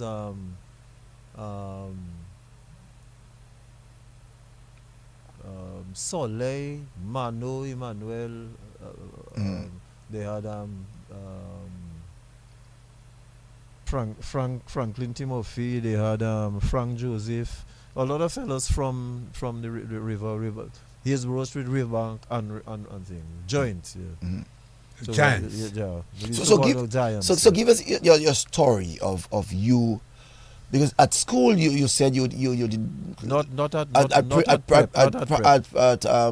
primary school you didn't learn to play soccer then. Yeah. And you later on became a very good goalkeeper. No, in the Roseau mixed school, when you get prep, when you get your recess, you play football, you know, because Windsor Park was close by. So you just go in Windsor Park and you play football. You understand? Yeah. So but my real sports thing, serious sports thing, start at the riverbank. But before you even go into the real sports thing, give us an understanding as to why you think you decided that you're going to take football and especially being a goalkeeper. What in Riverbank or in Hillsboro Street or in Kennedy Avenue or in Windsor Park that you saw that really push you? Okay. I used to play both games, but cricket I was a spinner, leg spinner. I don't know if you'll be here, a lot of people call me Phillip. Right. So they had a leg spinner from Australia they used to call Peter Phillip. So that's how I got that nickname, Phillip. I used to spin a good leg break. Batting, I was batting once and I get a lash in my ground with a cock ball. They didn't have no pads. You didn't have any pads. So I say, you see that thing? I finished with cricket because I got a nasty lash and I couldn't stand it. So I went into football. I used to play both sports. In the grammar school, yeah, the little wind ball, fellas used to let that bump. That's how I started goalkeeping. And they just kick the ball, you against the wall. So I used to, all different angles, just catch the ball in all different angles. That helped me with my reflexes. You understand? But I played football right half. When I played school leagues, I started as a right half. Okay. I played football. So for school leagues, I didn't goalkeep. Is when I went to grammar school, I still play as right half. But there was a grammar school goalkeeper in those days. But when you're a goalkeeper, you have to be on your P's and Q's, you know, because when a forward line or a midfield float your ball and that going in the goal, fellas used to take ball and man and go in the goal, and that wasn't a foul.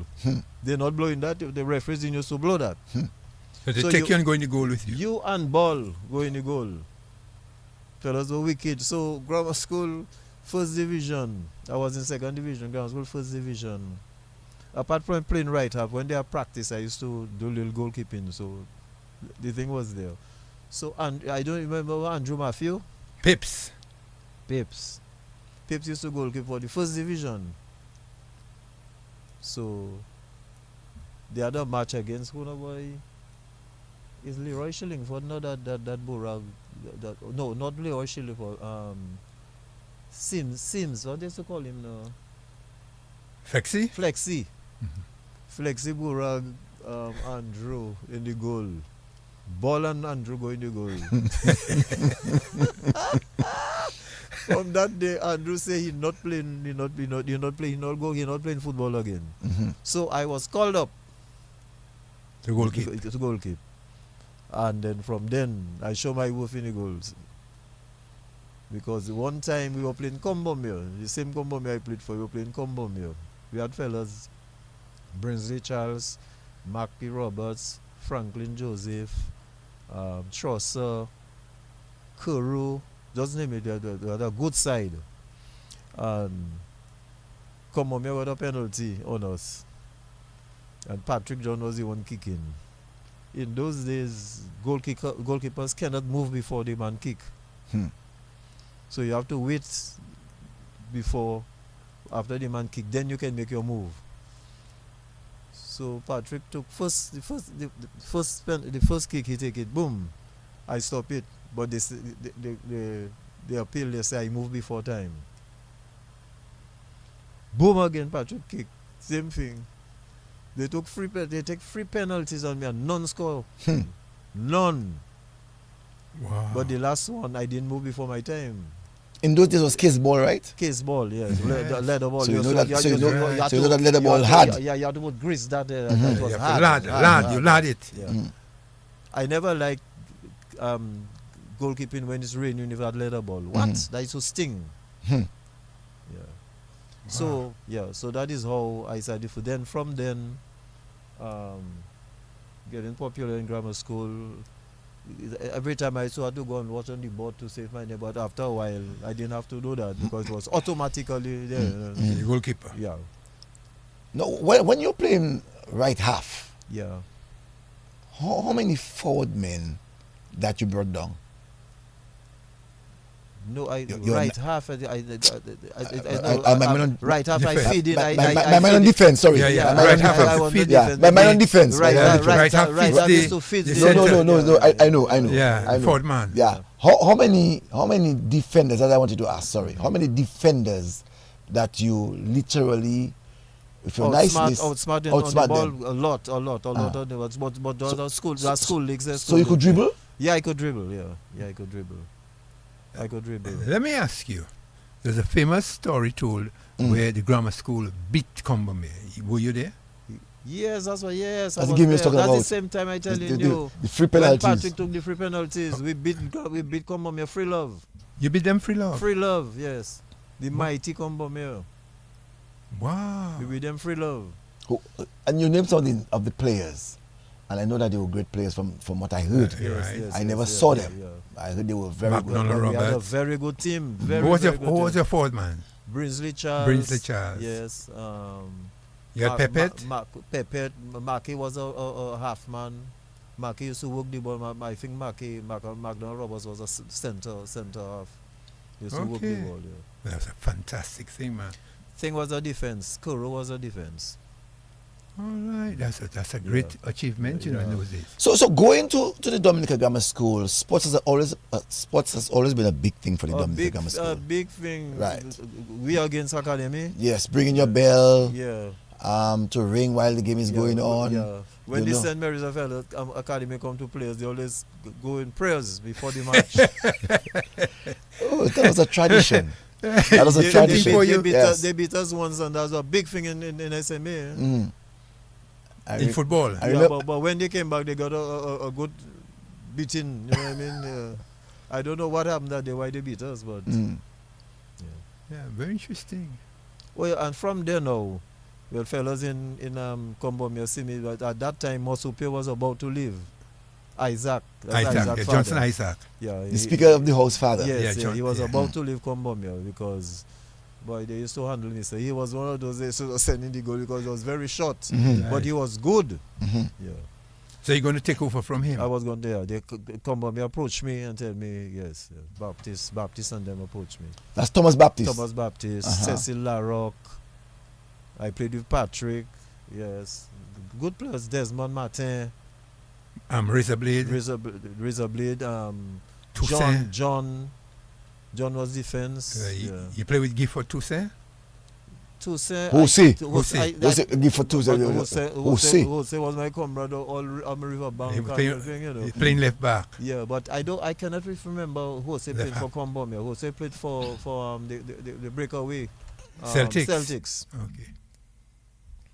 Yeah. So yes.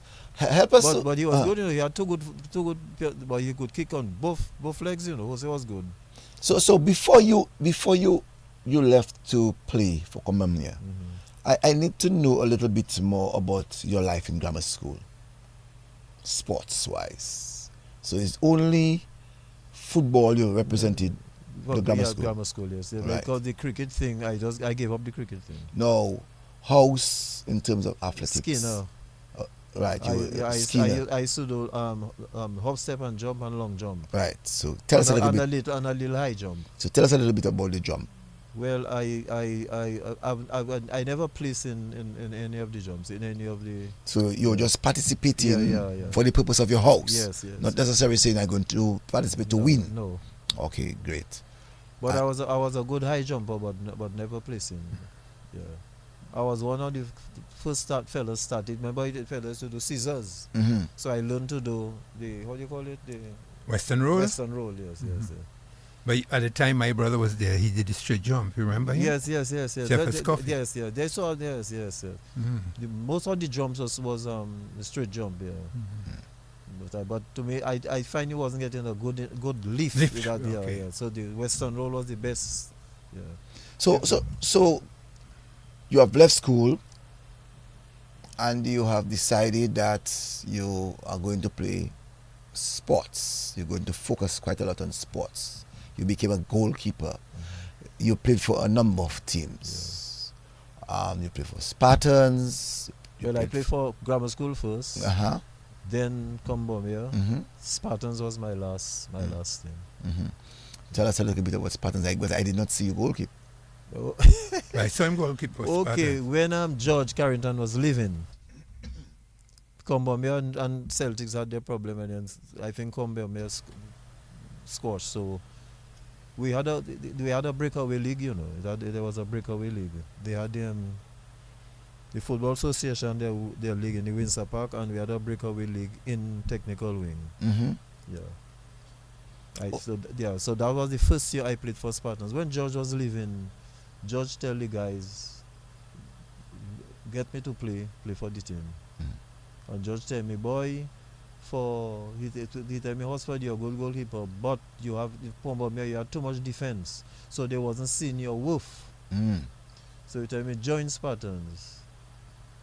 They want you, and from the time I joined Spartans, well, people start seeing what kind of goalkeeper I was, because the defense wasn't as strong as Combomia. So I had good good reflexes, I had good anticipation. You know what I mean? Any trophy? No. So your team never won a league? Yes, when Combomia. When I played for Combomia, yeah, Spartans we won league. Well, okay. If you call the team, yeah, team trophy. Yeah. Team trophy. Okay. Yeah. What about your national duties? You played for Dominica? I played for Dominica 2 years. Yes, I was number one.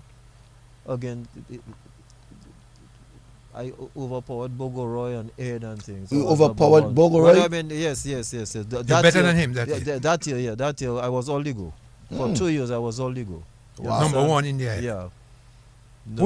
When you played for the island, did you? Yes, Spartans. I was playing for Spartans at the time. And we went to Grenada. But Bogor was number one goalkeeper in Grenada. I didn't play long in Grenada. I played a few minutes in one of the games. But it's when we came back that following year, the league, I got to be number one, because less goals were scored against me. I looked more flashy and thing. So that's when we played Suriname in Dominica, the strong Suriname team. I don't know if anybody can remember. Yeah, I remember Suriname. But you all got 7-1. There was no goals against me. We didn't score goals. Okay, when you played?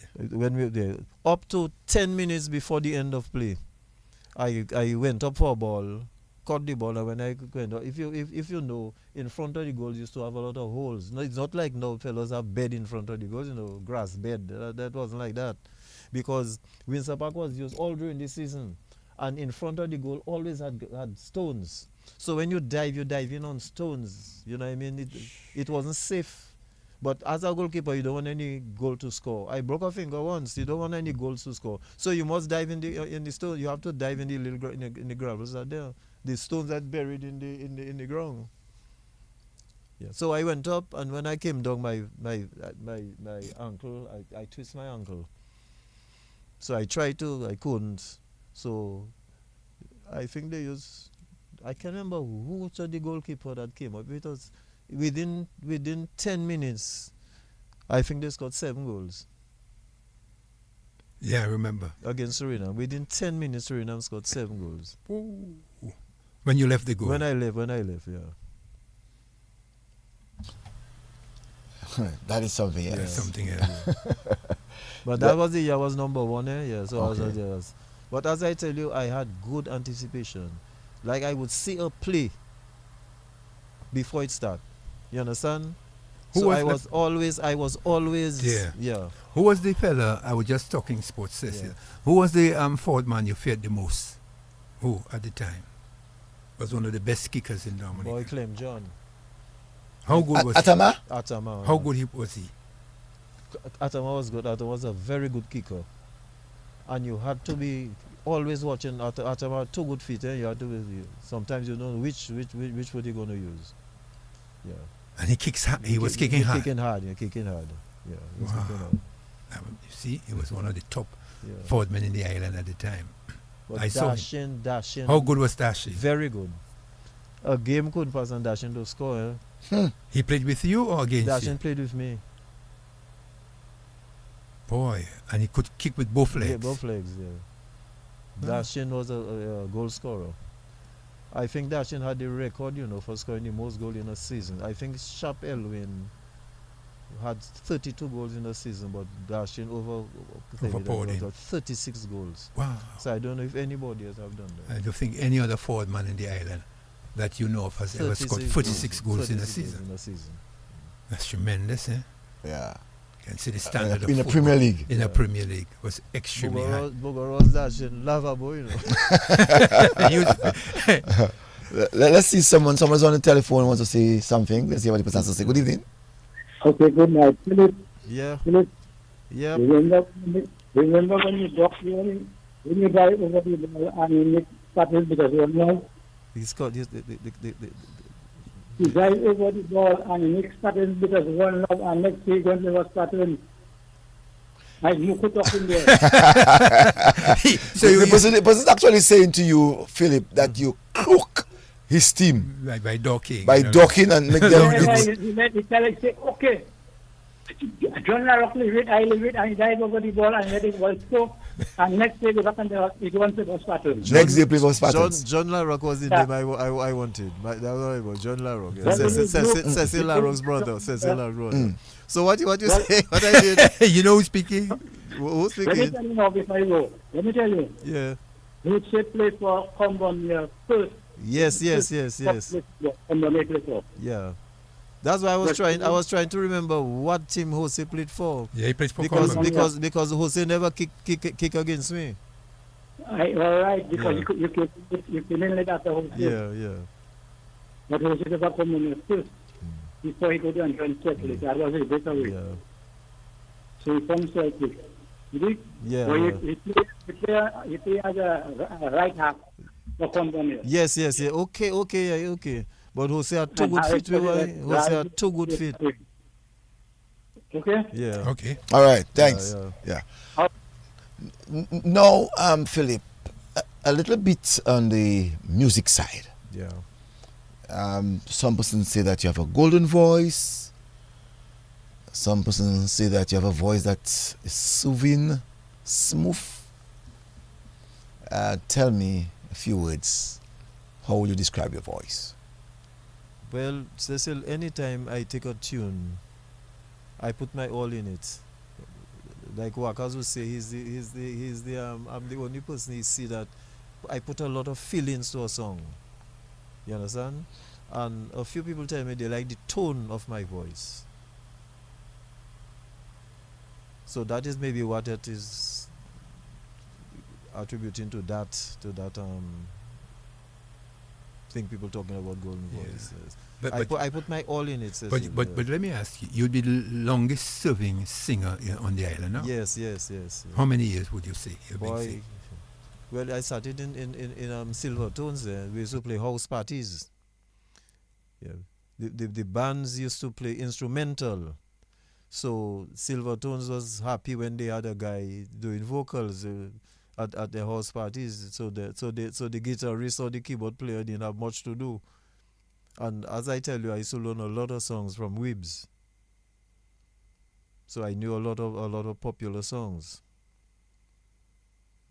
So your first band was Silvertones. Silvertones, yes. Where was Silvertones located? Cock Street. On Cork Street. Where in Cork Street? I think we used to practice by Curtis Henry. That's close to my Curtis Henry. For he used to play swinging stars too. He used to play swinging stars. Curtis Henry, drummer. Drummer, yes. Right, drummer for swinging stars. And so he played for Silvertones. Silvertones. Julie Martin, Fitzroy, Truxton Chalmers. There's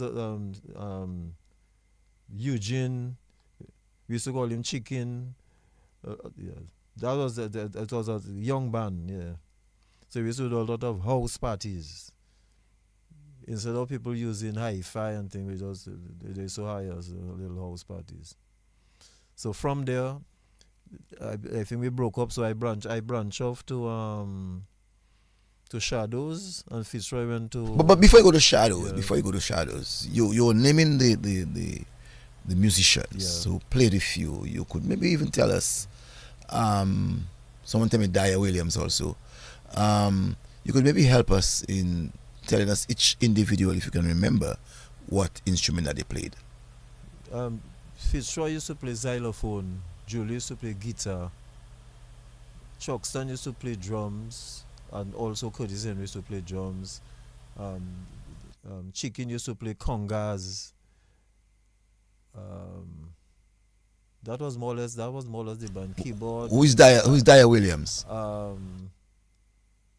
Dyer Williams. I can't remember. Dyer Williams. I can't remember.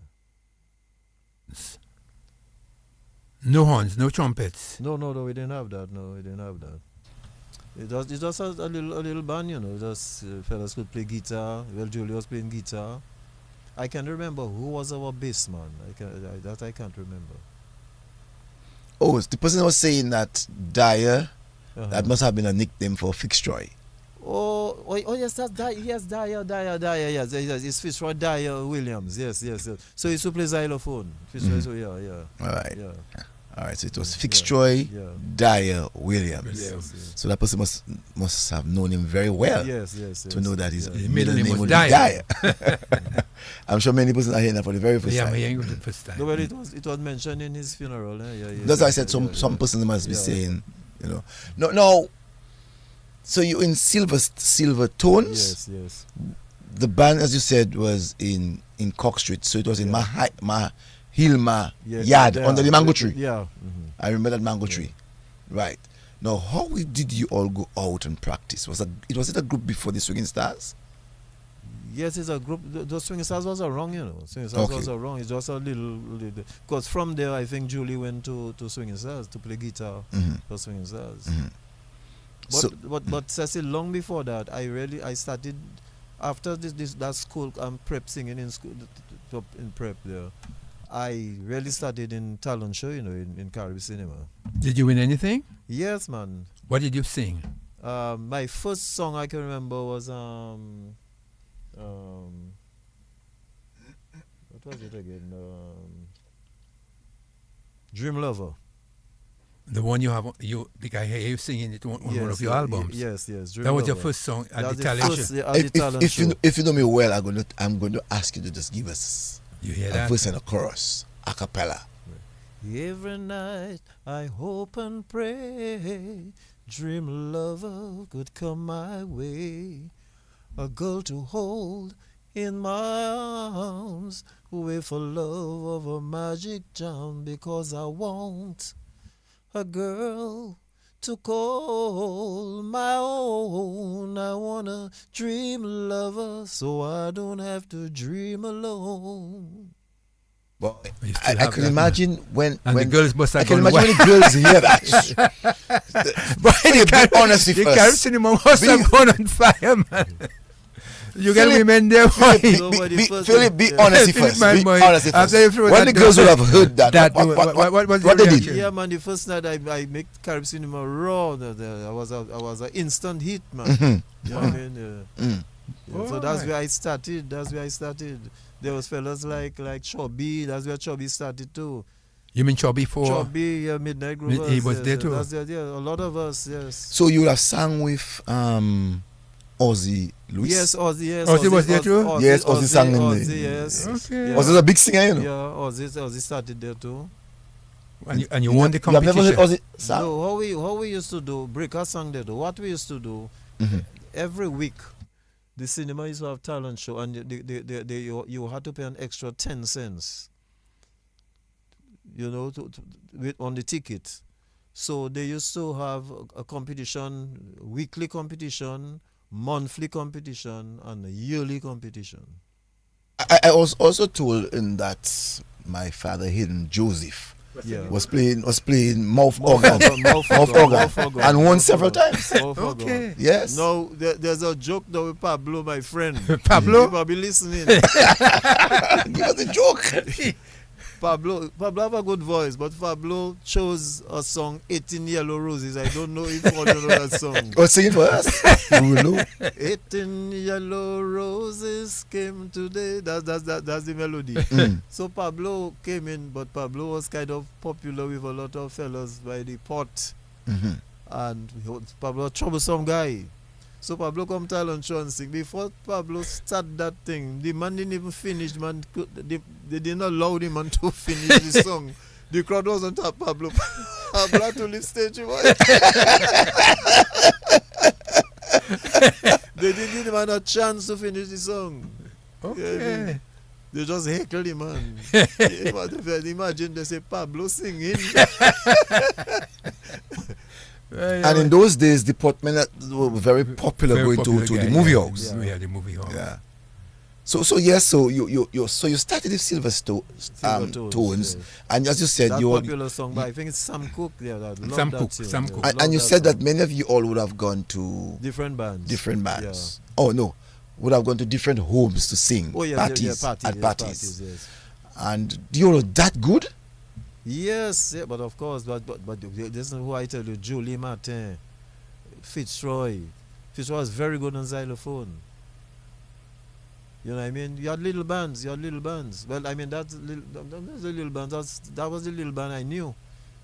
So but it had other bands. It had Shadows. I'm coming to that. Diamonds. Around that time, it had Shadows and Diamonds. Yeah. So you would have left Silvertones, and you'd have gone where next? Shadow, but I didn't just live like that. Tell us why. I like singing, so we were building at Goodwill, so we came down to Cock Street to live, just opposite the Davises. That's by Popon, by yes, Valentine. Yes. There's a house between the Davises and the White, the lady who. Yes. That's Dr. Jacques' mom lived there. Okay. It has a step. I just want It has people to know. a step, I want people to know there's a right. step outside That's right. with a railing. Yeah, I want you to know exactly what so you're talking about. there was an outside bathroom. So every time I go and bathe in the night around 7 o'clock and thing, your boy used to be singing, man. So it seems I used to be impressing the neighbors around, man. There were two Roe boys, K White and brothers. They were playing one of them were playing for Shadows. Are you talking about across your house? Yes. Across your house. Yeah, yes. One was playing for Swinging Stars, I think, too. No. The Shadows. The Shadows. The Redskins. The Reds. There were two brothers. Yeah, two brothers, right? Yeah. No, there was the Gustav now was on the other side. That's Gustav Larrock. Gustav Larrock, yes. He was living right across. With the Garrett. That's yes. Shadows. Where Digicel is now. KFC was there before. Before Digicel, the house before. Oh yes, sorry, the house before, the green house before. Yeah. Yes. That's the brother of Owen Larrock. Right. The Digicel was we'll come to that. Boys and them. Boys and them used to practice. Yes. There was a little print tree there, and after the print tree left, we got there. So I used to sing there, and then the Davis, the Davises was my neighbor there too. So every time I go in the bathroom, just practicing or singing those songs, the oldie goldies I knew and things like that. So Gustav and the brothers, they heard me. So I think Tiny tell Gustav, boy, you have to get. We don't have singers. Bands don't have really singers. It's instrumental we playing, and I and Mister have singing a lot of songs that we could play in the band. So we have to get Mr. So I got a call from Gustav. So that's how I went across to Shadows. So I was playing congas. So and so you singing left. Shadows. So how were you able to break that news now to your guys? No, that band had Broken up already. Okay, broke up all already, right, yes, okay, yes. So I was yeah. just there in limbo because Julie had gone to Swinging Stars, and I think Fitzroy went to Diamonds. So now you're into that second band. Yeah, Tell us. Shadows. Yeah, tell us. Yeah. Well, it was good fun in Shadows, Mhm. and then we also on Moonlight Nights you had competition with Diamonds now. Now Diamonds had Fitzroy as their key man because Fitzroy was good on the keyboard. Everybody used to listen to Fitzroy, and then Shadows had me a new thing, vocals in a band.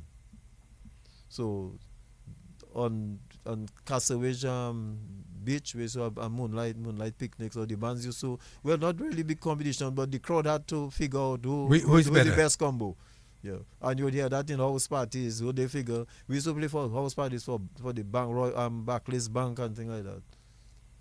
Where the big band swingers couldn't play, the small bands, the small combos used to play. So we used to get all the little jobs in house parties. People used to hire, yeah.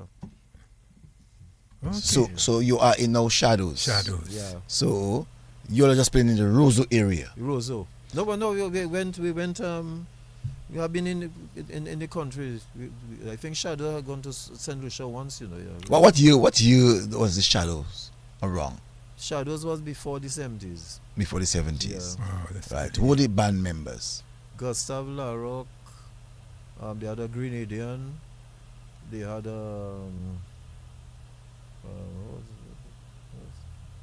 Marcel. Cushion. I think Marcel played a little drums there too. What about his brother? No. His brother wasn't. When Marcel started drums, Cookie wasn't playing drums. Okay. Yes, I didn't even know Cookie as a drummer. When I heard Cookie as a drummer, Cookie was with Exile One. Exile One, yeah. But Marcel was the drummer. Okay. Yeah. They had Tony Lawrence, yes. These were the guitarists. Gustav used to play bass. Used to play when I joined, they got me to play congas. The other fellow, Lancaster fellow, Archie used to play drums, yes. Archie James? Yes, Archie does in this. Not Archie James. Archie James was a trumpeter. Okay. Archie played in Los Caballeros. Archie Francis. He used to play drums for Gaylords. Archie Francis was Gaylord's first drummer, I think. Yeah. But these were the members. But one or two I can't remember. Okay. Yeah. So how did you leave that group and go to the next? Well, Swinging Stars called me. So Swinging Stars is the next group Yes, you went to? Stars was the next. Yes, Uh-huh. was the next jump. So from You want to hold your foot a while, please? yeah. Good evening to you, caller. It was Archibald Francis. What is his name? Yeah, Archie Francis. Francis. Yes, Archie Francis. Yes. Yeah. Yeah, thanks. Yeah. Oh no, sorry, no. I didn't go to Swinging Stars direct. No, Oh. that's true. Right. You went to Gaylord's? Not Gaylord. Yes, I did a little stint with Gaylords. Not a few months because I think I don't know if Dennis had some trouble with Bingo, Mhm. but Bingo wasn't in the band for a while. So then I was called to take Bingo's place. So Bingo was the singer. Bingo was a singer, yes. And so there was Bingo So and It was Breaker. Bingo the and same. Breaker, so then it became Baker and myself. Mhm. But it was just for a few months. I think they went to England. Oh, but before that, you Fitzroy was also in Gaylord's with you. No. No. Fitz was in Gaylords. Fitz was in Diamonds. Mhm. So he didn't play with Gaylord's with you. No. Okay. No. Fitzroy played in Gaylords after Boys and Them. Okay. Yeah. So from Shadows, we had Los Caballeros. That is where Archie Francis. No. I think you jumped with me. You're jumping with Yeah. me. You're talking about a group before. So let's take the group again. You were with Shadows. From Shadows, Mm-hmm. we went to Los Caballeros. Okay. Los Yeah. That's what I'm talking about. Okay. Go ahead. But when I said Diamonds, Fitzroy went to Diamonds. Oh, okay. Okay. Yeah. So we had Los Caballeros. Then Fitzroy left Diamonds and Fitzroy joined Los Caballeros. Because Los Caballeros was a band like Swinging Stars. We had I think we had 2 trumpets and a sax. We had Sparky playing sax, Peter Green playing trumpet, and Archie playing trumpet. Okay. No, where was that band practicing? That band was practicing by Gustav. Okay. The same place Shadows were practicing, because remember Shadows, there was no more Shadows. Okay, so you formed that group. Yeah. And where was that place? Where were you all practicing? Where in Roseau? Upstairs, Gustav's upstairs in the attic, close to where. So you played King in the George, attic? King George, Great George Street. Great George Street. Great George Street. That's close to Boys and Them. Yes. Close to Boys and Them. Yes. And you all became a prominent group. Yes, for a little while. Yes, For a little while. And then after that, now fellas broke up, and then Gustav now decide, well, he going to get a smaller group. So then we organized Boys and Them. Yeah, so we had Fitzroy, Patrick Pemberton, Michael Cruikshank, not Michael, Marcel Cruikshank, Gustav Larrock, and myself. So it's 5 of us. It's a powerful band. Yeah, 5 of us. When Pembo was soloing, Fitzroy was giving rhythm. When vice versa, you understand? And then I was the one doing most of the singing. Wow. Did you remember? There's only one song I didn't do was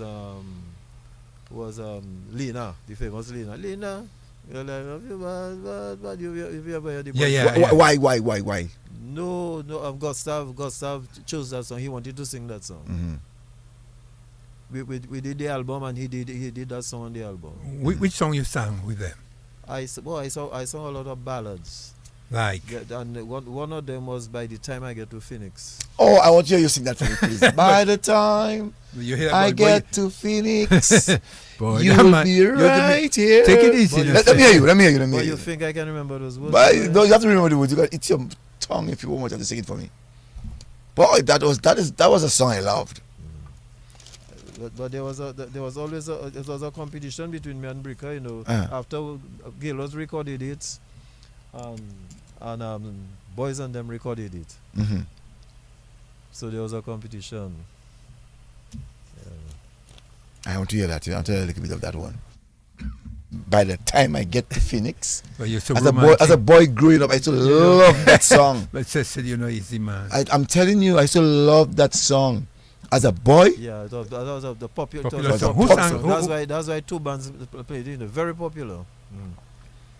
By the time I get to Phoenix, she'll be rising. She'll find the note I left hanging on her door. She laugh when she reads the part that says I'm living, 'cause I've left that girl so many times before. By the time I make Albuquerque, she'll be working. She'll probably stop at lunch and give me a call. But she'll just let that phone keep on ringing off the wall. That's all. And then you have a solo there, and then that's it. And then you have another verse. That's by the time I get to Phoenix. You love that. Someone said that's a Sunday afternoon song. Yes, that was a song after. That was lovely. Chris used to play that song very often. Very often. Yeah. It was a very popular song. Very popular song. And and it's the love in it. Yes, the romantic. The romance that's in it, Yeah, man. By the time she gets to Phoenix. But Philip, when you sing such lovely songs, the girls must be getting crazy about you. I mean, at the time. That lovely voice, that golden voice. Someone said to me that Glenn Campbell composed Glenn Campbell and sang that song. Yes. That's a wonderful song. Boy, that is, I still love hearing that song. Beautiful yes. song, man. Yeah. That's so If great. in those days when you talk about rap, Yes. you could literally take that song That was a beautiful song. and rap to a girl. Yeah. Well, But you didn't have to say anything, Cecil. Cecil, in those days, dancing days. these were Those dancing kind of days. songs would talk for you. Yeah, yeah. They don't, All you had to do was hold your girl tight. tight. That's all. That's all. And the No. song and the song talk. No, Philip, when you're singing a song like that in Yeah. a dance hall, and the woman is there, let's say people are dancing, Yeah. there's no room for air. No, that's a Cole. That's a Cole. So that's what I said. It used to talk for you. The Right. song, yeah. You had nothing else to say. You just go, you play Yeah. that song, Yeah. and you don't have to worry about No. even talking to the girl. That has already spoken for You you. have to be a good dancer. So what Just other say- what other song Yeah, you would, yeah, you, yes, you would have yes. sung in the bathroom for other ladies to have heard?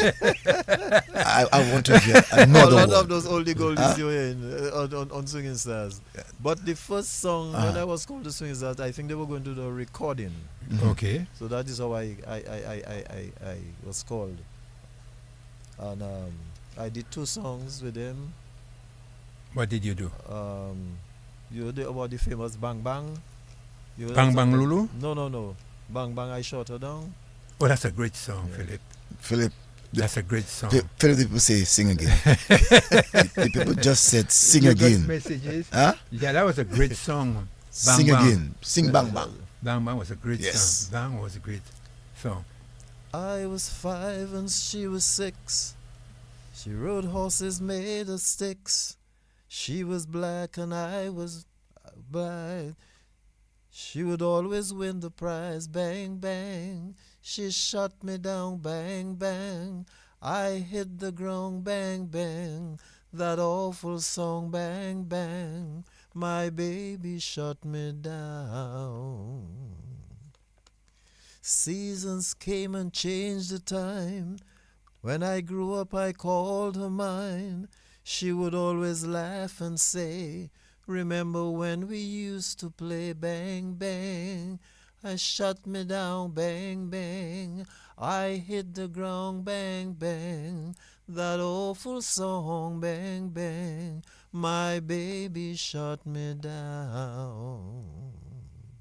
I know you have to give me more. You have to give me more. It's not so. You have to give me more. What is wrong with you? No. My baby shut me down. You gotta give me more. I don't understand Huh? Cecil, man. Oh, man. Cecil's taking You up. could dance. Who's singing this one? Frank Sinatra's daughter, I think. Okay. That's wonderful. Let me see if I can get this. Bang bang. Let me see if I You can want to get go? this. He wants Yes, it's Nancy who's singing this, right? Nancy Sinatra, yeah. Nancy, let me hear this. And I wish you would sing along. This is sweet. I was 5 and he was 6. We rode on horses made of sticks. I was black He wore and black and I was white. She He would always win the prize. Bang, bang. He She shot me down. Bang, bang. I hit the ground. Bang, bang. Bang, bang. That awful song. Bang, bang. The baby shut me down. But if you observe, if you observe, she's rushing it. I'm putting a lot of feelings in it. You hear the difference? All right.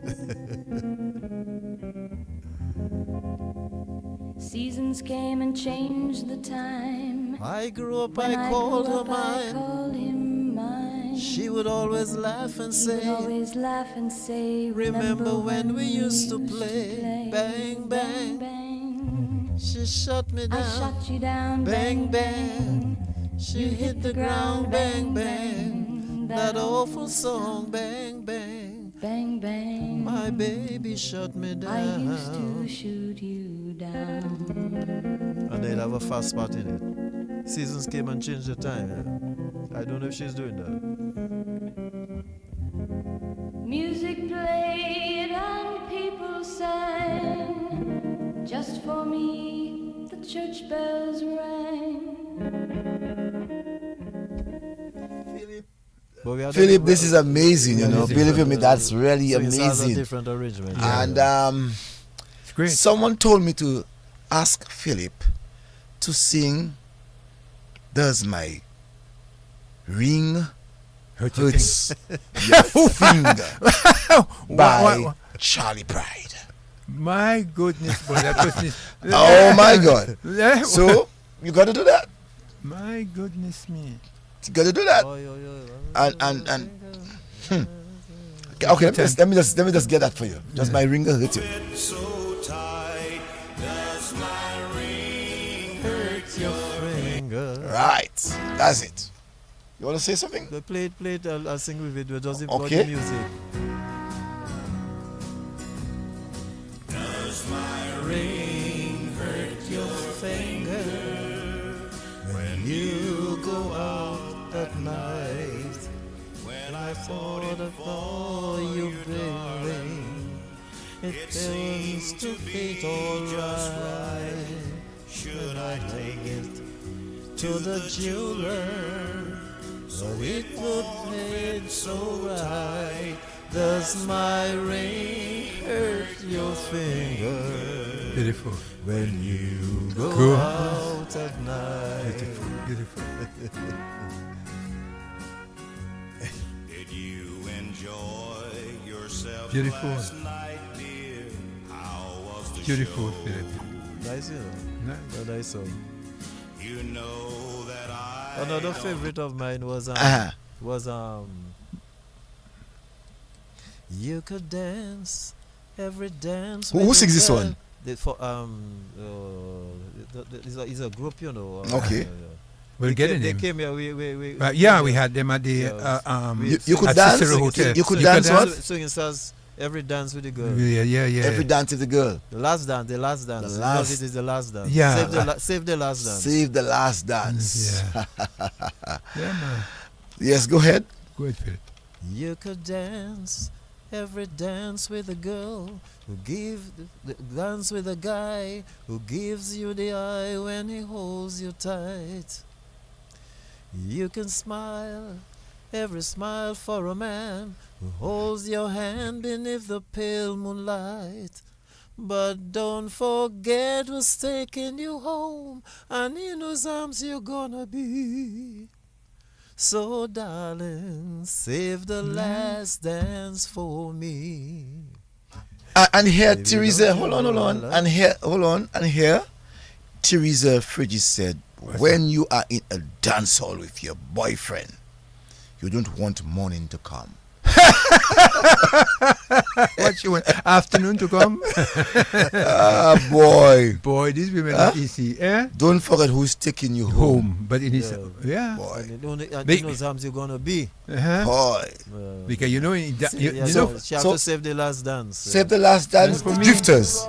Drifters. The drifters. Let's hear something of that. You can dance.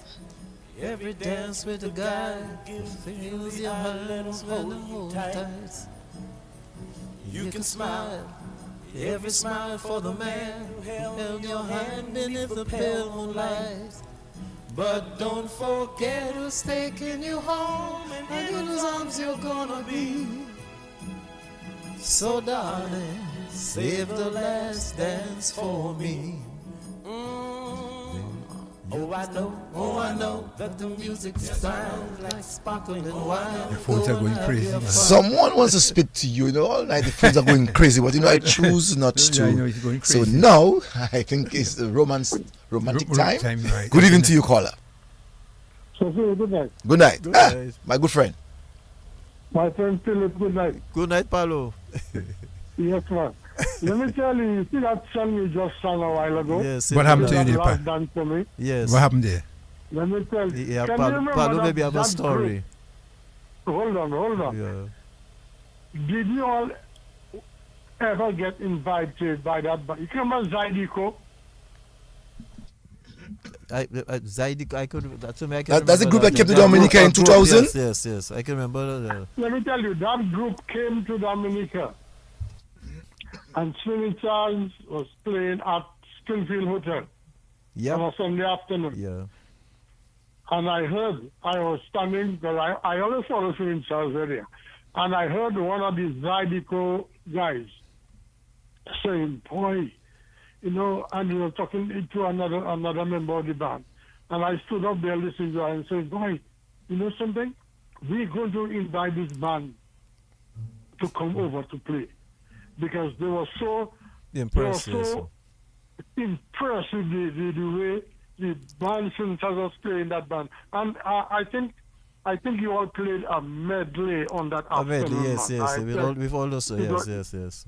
With all those songs, man, Yeah. and I tell you, that guy, I stand up there and I listen to the guy and saying, boy, we must invite these guys to come over. I just sang that song. You remember that? You remember that? Yeah. Oh yeah, Diehard fan. Phillip, let me tell you something. It's not now because I will tell you something. Maybe you never knew. Before Marcel died, Yeah. when you had Old Grotto, right? Yep. I used to work with Marcel, and maybe you all never know that. Maybe we never. Yeah. In instruments. Marcel would ask, not only that, Marcel would ask me to move around because I had a nice ear for music. For music, yes. Go around and tell him Because he was mixing. how the instruments are sounding. Yes. Yeah, and I worked at the Old Grotto before it was built, and man, I tell you, man. Nice program, Phillip. Yeah, Nice remembrance. Nice remembrance. Thank you. Yeah. What about this one? This one by Ben King. Stand Oh yes. by me. Yeah. And I know. You did that one too, Phillip? We did that. Yeah. Since I was doing that in the. Hear this one.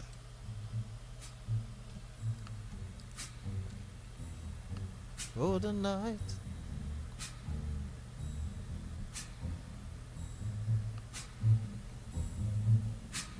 When the night Has come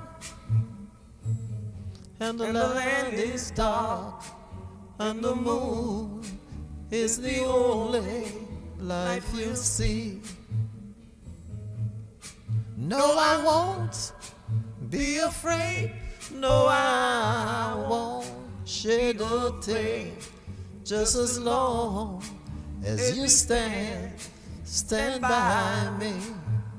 So darling, stand by me. Oh, stand by me. Oh, stand now. Stand by me. Stand by me. If the sky. So, Phillip, that's what you brought to the bands in the 60s. Yep. That's what you made the people who paid to come in to dance. That's right.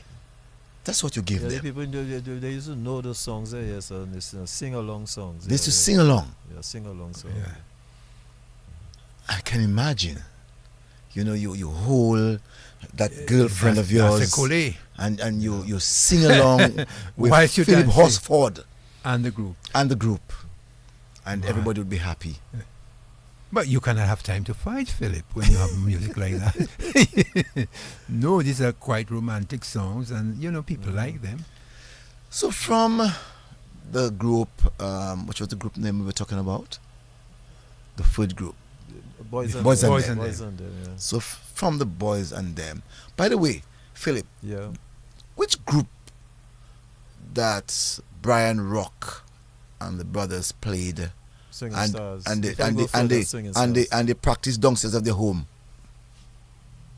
Was it Wooden Stools? Yeah, wooden stools. Maybe it was Wooden Stools. Wooden Stools. Yeah, Wooden Stools. The Rock Boys, Wooden Yeah, Stools. Mhm. Wooden Stools. Someone said, a young lady, I can say her name, Helen Henderson. She says, "Thank you, Phillip, for putting me to bed." Oh my God! Putting her to bed. Boy, Monsieur, Phillip, man, you're putting the young ladies to bed, man. Oh, you know she young. Or whatever the age. She's going fast and furious. Messages, right? Boy. Boy, some nice comments on Stop Facebook. coming, right? Boy, sing along clean and lasting songs. Right. Oh yes, the person said wooden stools. That Wooden was stools, right. exactly. I remember as a boy. I know. I remember as a boy growing up that I used to go and see that band very often. I was living on Fields Lane because that's like in the early 70s into the mid 70s that they were playing downstairs of the Larrock's home. They had to pass in this little shortcut. Or into this not shortcut, but this yard. You know, they were having a yard. And there's a Asta fans and like a pin shop. Not the Larrocks, the Rocks. The Rocks, I said Larrocks. Sorry, the Rocks. Marley's Rock and the others. In fact, their father was the postmaster general. Their mother must be 99. Yeah, she's 99, soon to be 100. Soon to be 100, right? She's still alive. And their father was a short, stylistic man. Yeah, with his grey hair. Right, grey hair. He was the postmaster general. Right? That's correct. I knew him very Mr. well. Rock. Very boaster fella. Very boaster, you know. Hands always in his pockets. Right. and his son eventually became, at the age of 16 years, left Dominica and went to Guadeloupe with the Exile One. You remember that? Yes, he went with the Exile One. And his mom had to go for to him. Guadeloupe and get him. Well, a few, that's a story. A few of them was with us. You know, we were practicing for Easter, and Julie Murillo left us around that and used to play guitar for us. Kremlin used to play trumpet, and Brian used to he was the one singing with me, and we just missed those guys. Fitzroy that came for them. I cannot understand that. I want you to repeat this for me. You mean those guys were in a group with you all? Yeah. And they literally left the group. Yeah, because they went to Guadeloupe to form Exile One. And they never told. wanted some musicians. They never told you all. No, we didn't know. Sorry, we didn't know. Good evening, caller. Let me tell you now about Fitzroy. The first band Fitzroy went to play up with a steel band in Prong. And his mother come and wash him in the band and bring him back home, you know. Fitzroy. Yeah. Maybe what his thing is Silvertones, maybe Silverfield. That's the first place I know Fitzroy play. He play xylophone, yes. Pull him and bring him back home, you know. I should, you know. That's what Cecil. Yeah, that's what Cecil don't realize. Yeah. It's not height. It's just that you were well brought up, and your mother, if you're not doing anything, no permission. They come and pick you up. Yeah. I can remember going to a school dance, a matinee dance, and the dance was supposed to finish at 3. Just went a little further. My mother come in the dance and take me away when we feel bad. She come for you? What are you talking about now? His whole Phillip was saying that too. Yeah, because you stay, you stay longer than your time. 3 o'clock the dance finished. So when she grabbed you, Philip, you were with a woman? You had a girl dancing? A little girlfriend, yeah, little girlfriend. Boy. Matinee dance used to end at 3 o'clock. 3 o'clock. 3 o'clock in the afternoon. Sunday afternoon. Yeah, Sunday afternoon. And what time it started? Early. It was a 3-hour thing. 3-hour thing. By 12 o'clock that started. And the woman looking for you already. Those were the days, you know. Those were the days. Because my mother come and grab me in a carnival band, you know. Yeah. Well, no, that never happened to me. Yeah, but mothers were looking out for their sons at that time. You couldn't play manish, you know, like that. And we weren't even going to Carnival because I was king of band in Carnival, you know, for 2 years in succession. You were king of the band? We will come to Carnival. We'll come to Carnival. We have to come to Singing Stars and backing up, you know. Yeah. So Philip, that band that you were with, the Gaylords, from the Gaylords, it was a very short stint. Yes. You did not go to England with them? No, I didn't go to England. Why? But I had my job and then scared, no man. You want to, you also only get 2 weeks holidays, and it seems that they were going for a long time. You understand? So I said, boy, I'm not leaving my job. No, you're more in England, we? No, I said I'm not leaving my job. But you're more in England? Yeah, but I wasn't sure if I could, to stay in England. It was maybe going to overstay because my mother tried to get me, you know. When I passed 16, she tried all her ways to try and get me to England because my brother and sister went up. But she told my grandmother, my uncle, let me do my secondary school here, and after she'll send for me. When she's ready to send for me, they pass a law in England. Once you pass 16, you can't go to England. You can't go. She tried all kind of things. She it's people. The person I'm living with is not a family and all that. That didn't work, boy. That still didn't work. Yeah. Let me ask you, Philip, while you're there, what songs did you sing with Gaylord's Power Union? I can remember, but it was more or less songs that Bingo. I sing songs of Drayton's too. Those type of songs. It was West Indian kind of thing. Okay. Yeah. So according to my friend Hartley, did you sing Majon Levy? No. Why? When I left, I think Breaker took it over. Okay. When Bingo left, yeah. But Breaker was the first face. Yeah, first face. Yeah. So that's why I said I didn't stay long with them. I was just getting buttered, So you left because you didn't go to England with them. I didn't go. But where did you all play? I played at with them. I played at Cecil. I played twice with them at Cecil, and some other place. Yes, I think I played 3 engagements with them. Mm-hmm. Okay. And from there, you're moving on to Swinging Stars? Yeah, from there, well, again, I didn't have a band. No, but before that, you where did you all practice? We used to practice in a house. On Upper Lane? Yeah, when I first practiced, we practiced in Bath Road. There was a house. I think Dennis Joseph used to live around there. Okay. Yeah. That's by the Astafans. By the Astafans. Yes, I practiced in there, and then we went up a house at Goodwill. Mm-hmm. Okay. Now you left. Well, you're no longer at the Gaylord's Power Union. Sorry, you're now with Swinging Stars or Boys and Them. No, you passed Boys and Them. Yes. Yeah, so you're now with Swinging Stars. Yes, right. Yes. Tell That's us. why I thought I recorded. Yes. Tell us your life with this. Swinging Stars. Well, that's the band that made me. You know what I mean? Yes. It's very good for because Stars used to play, boy, 3 times a week, and the dance hall used to be crowded. Friday, Saturday, and Sunday. Sunday's house party, especially at Green Lantern, it would be crowded. You know what I mean? Those were the days of dancing. You know what I mean? We used to play at Christmas time after midnight mass, and after people leave church, then they come to dance hall pack at Green Grotto. During Carnival time, yeah, these were the days of dancing. You know what I mean? People used to come out. The band made a lot of tours too. We went to Germany. We went to the States, as you know, Canada, a lot of the provinces in Canada. And in the 70s, went to England twice. Yeah. You all were in the Green Grotto. Yeah. On, is it Bath Road or I would say Queen Mary Street? Let's say Bath Road, Queen Mary Street. That long green building. Yeah. I remember that veranda. You had, who was your main security? Baptist was there once. Mm-hmm. The policeman was Blanchard, Evans, John, and I think George did a thing. George James? No, George. George Cook? No, the inspector. He was inspector.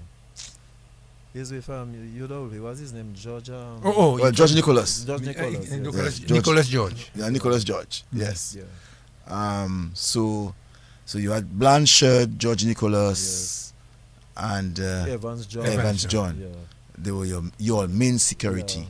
Give us a. How was the Green Grotto? Yeah. What kind of place was that? It used to be a club. I think it was not Dominica. I think one of them was Union Club was there. Union Club was the white people's club. I think Union Club was Grotto. Yeah, and the Dominica Club was the one they just by the cemetery. Yeah. So so Swing Stars was running there. We had the bar on the main building, and the dance hall was a cozy area. Nice building. The roof was kind of a little low, and at the back had a dark spot. The fellas used to go with their girlfriends, man. That very dark spot. Yeah, we did a lot of good there. That place always used to be crowded. I remember we used to play there and we used to hire a DJ to take a little break. People used to make noise. People used to say that they didn't come and dance on DJ. If they wanted to dance on records, they would stay at their home and dance on record. So we had to go back on when they start making noise, we had to go, a break we take, we had to go back on the dance hall and on the bandstand and play. Start playing again. So in those days, that was very, very, very, very popular. Very popular. And then you had a number of frontmen. Yeah. One of them was Levi Lowblack. Yeah, Levi came in late. Yeah. Mm. Well, I came in when that fella say he don't want Clem Savre? He say he don't want to sing again or something. Or he say I don't. He want to sing dirty songs. Right. That's what is correct. No. That is what is correct.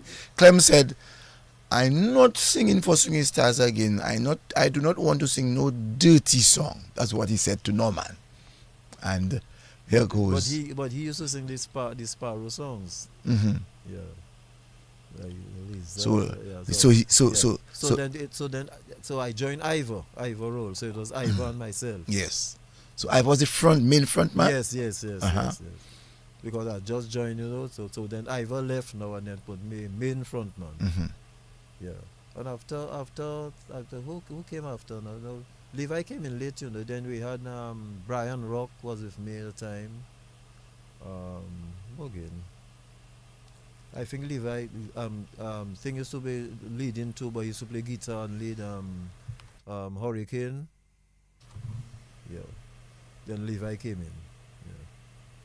So Hurricane would do a little stint now and then with you. Yeah. Okay. Hurricane used to play his guitar and sing, Mm-hmm. Yeah. But we were the two singers, yes. Mm-hmm. And then give us the story of Grotto Bully. I know that you'll never found out who burnt Grotto, but a song was made by Levi. Sung by Levi. You'll really Grotto. You can give us the period when that happened. Okay, there's a story that the Calypsonians were singing political songs, and I think they said that the government didn't like the political songs, and supporters they didn't like the political songs. So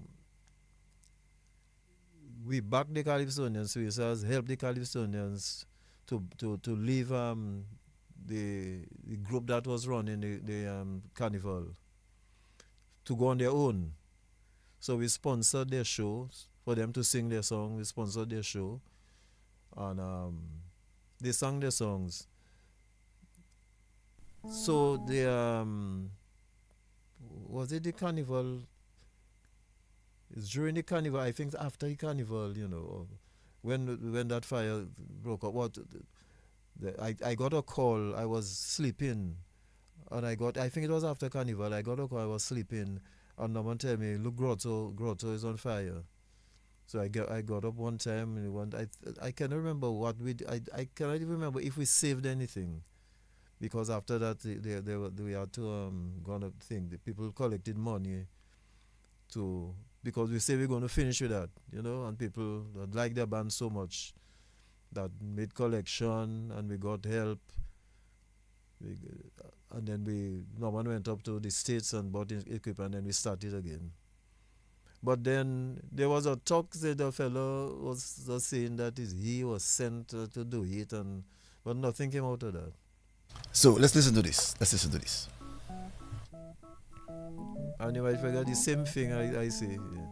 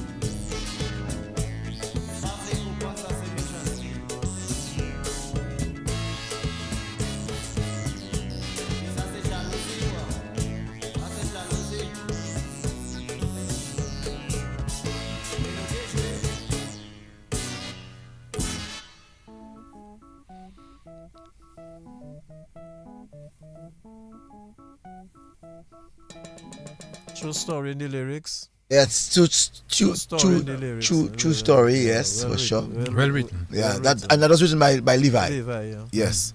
Someone says that we played with the Swinging Stars at the Grotto. The band was called the Missing Dimension Band. Yeah. Oh yeah. You remember that band? Yeah. That's A band of only women, right? Ladies, yeah. Only Oh, women. yeah, I remember that band. Was it one of the singers was Gustav Larrock wife? No. I know Rosalind Severus. Rosalind Severus, Severus yeah. played, yes. Yeah. I remember Rosalind clearly, yes. Yeah, yes, it Rosalind Severus playing with them. Yeah. And so they really grow We too. used to encourage a lot of young bands, a lot of young bands used to come there during the break and play. A lot of young bands. Mm-hmm. We introduced a lot of young bands to the crowd. Yeah. No, when Grotto got burnt, Norman and the group felt that they were going to come back because Swinging Stars was really a pillar. Yeah, but no, we were going to give that up, You serious? Yeah, we were going to give that up.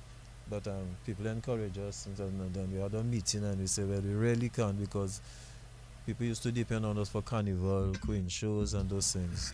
But there was a year, I can't remember the year, that the Swinging Stars, well, two periods, two different years, where the Swinging Stars were not given the job to back up the Calypsonians. You remember when? Yeah, well, I know once, the main one. The one I think we didn't take. I think we were busy. But the one I remember very well, it was a few guys, some breakaways from Swinging Stars. They had a band. And that James, I think thing was there. Levi was there. They had Armstrong. A few of them. What was their name again? Silvertones? No. No. But anyway, yeah, the Calypsonians got them to accompany them, and so we had a job in Dominica club. So we took a break and we listening to hear the show, to hear how the Calypsonian sounding. Nothing going on, nothing. All 3 o'clock in the morning, nothing. I think the show actually started at 4 o'clock. And that was at the grammar school, wrong? Yes. Technical wing. I was there. Mm-hmm. Technical wing. Someone told me that the group, the women group, the Missing Dimension, Rosalind Severus, Amora Williams, Elena Butler, yes. Jean Monroe, Jean Monroe, yes. Jean Monroe, and Jennifer Fedel, like the real Jennifer Fedel, like the Jennifer Fedel we know. Yes. But I've never known that. Someone said the show started at 3 p.m. Levi Band. Levi Band, yeah. The person said Levi Band. No, what was it? No, they had a name. Man. Yes. And the person said, the person said Levi Band. I think I'm trying to remember the name myself. And the person say,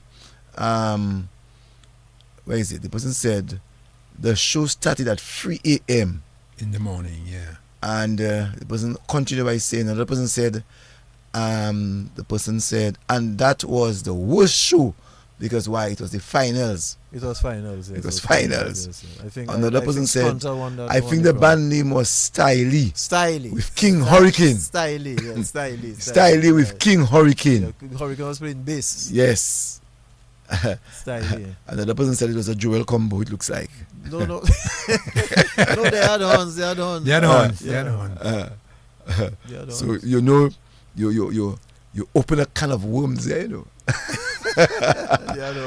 open but the other time before that was in the early 70s, late 60s. Yeah, I think it was they give it a band from Point Michelle. I'm sure we're on Facebook. I'm sure I will get that information. Right. But I can remember because I already joined Swinging Stars in 72, you know. Oh, okay. Okay. No, when the place got burnt, you all had the new Green Grotto. Yeah. By the river. By the river. Yeah. Sometimes you can maybe correct me if I'm wrong. Yeah. I tell people that the Burning Flames started with you all. Yep.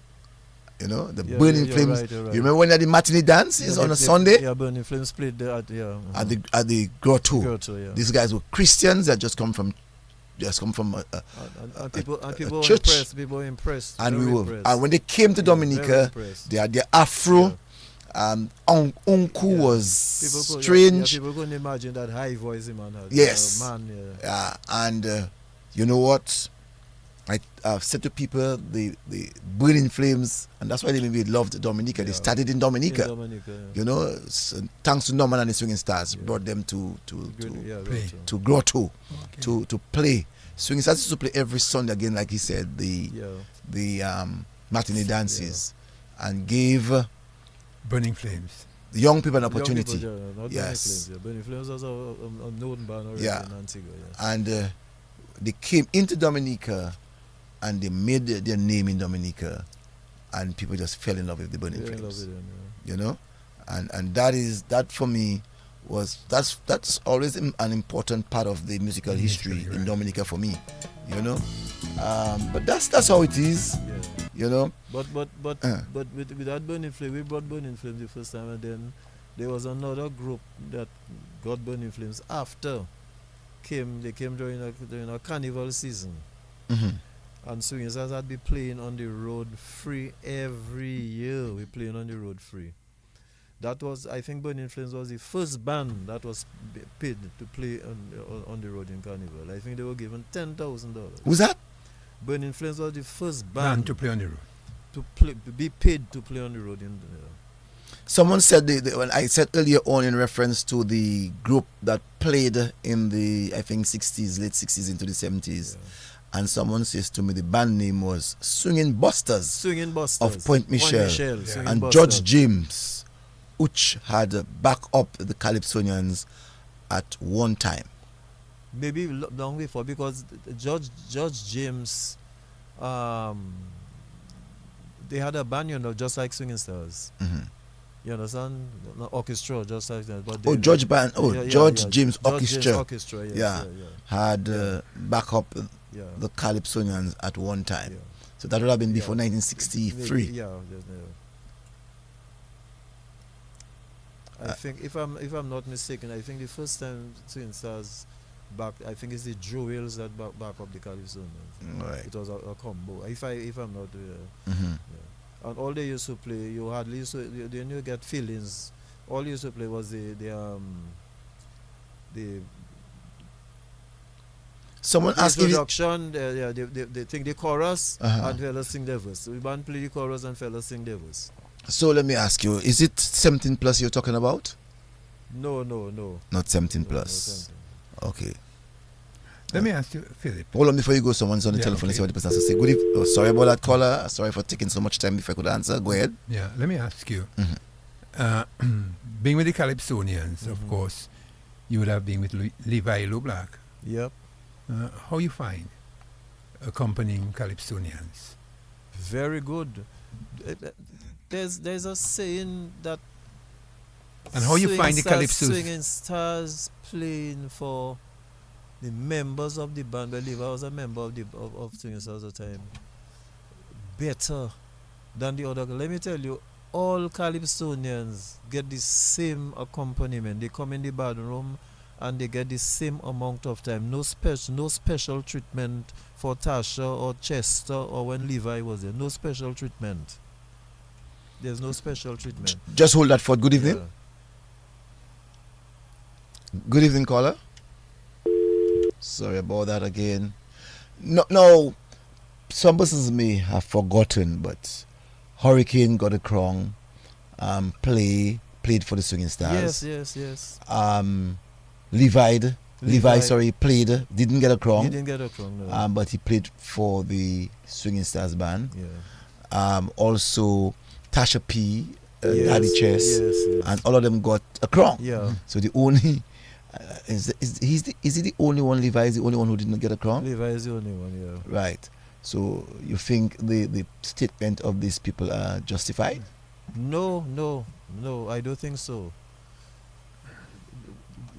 I always used to tell Levi, maybe you all can say it too, Levi for sure always had a very good, strong first song. But his second song, to me, wasn't at a par as his first song. The year I think he reached very close to winning the crown, and I can remember who beat him. He really had two. He came first runner up, right? He really had two good songs. I don't know. I can remember who beat him that year. That the year when he sang "Citizens." Yes, yes. A good citizen. Good citizen And the wrestling. Fight them. That year. Yeah. I think that night he should have gotten it. Yeah. I think NC beat him that year. NC beat him that but night. NC himself had some good song, good lyrical songs. NC and Night actually practiced a song backstage, you know. What? The night of the finals, yes. He brought a new song the night of the finals. For you all? Yes, I think, and I think the other penalty for that, because you couldn't, you hadn't got to bring any new song on the night of the final. Everybody knew the song he was singing. But I don't know, he played them a googly and he came in for a new song. But he had a habit humming his songs. Yes, most times. Yeah. He wasn't singing. He wasn't using. That's how it used to be before. No, fellas change. Before fellas had used to sing lyrics. You know, they come and they hum the song. Yeah, no, everybody's singing. But you could come and hum the song, because that years ago the band used to play the chorus, and there wasn't any feelings in between the verses. Now with the feelings in between the verses, you have to sing your words, because your words have to fit in where the feelings coming in.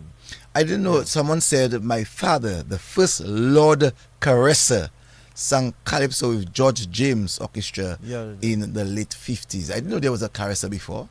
I didn't know that. Yeah, the person said the first Lord Caresser. Well, that's why he came with the George James Orchestra. Okay. George James. Yeah. So boy, I listened to George James Orchestra at St. Roseau.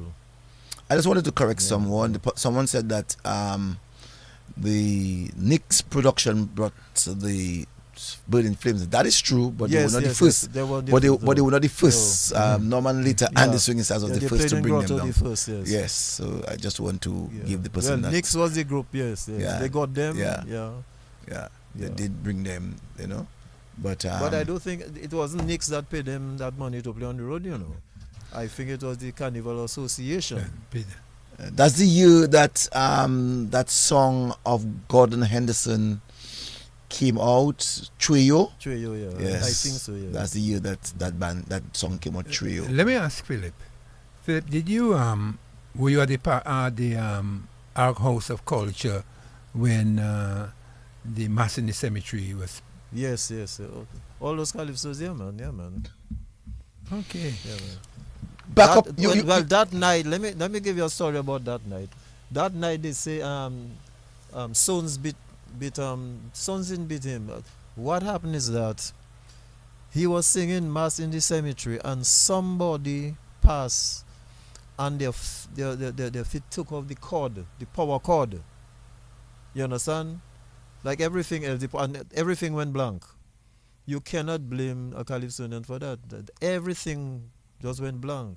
It's like when a singer come and sing and maybe their finger mess up the switch or a battery fail, or you know what I mean, like nowadays. So you call back the singer. So you have to judge the singer from when they come back. You can. So he came back and sing. He started again. Yeah, he had to start again. Yeah.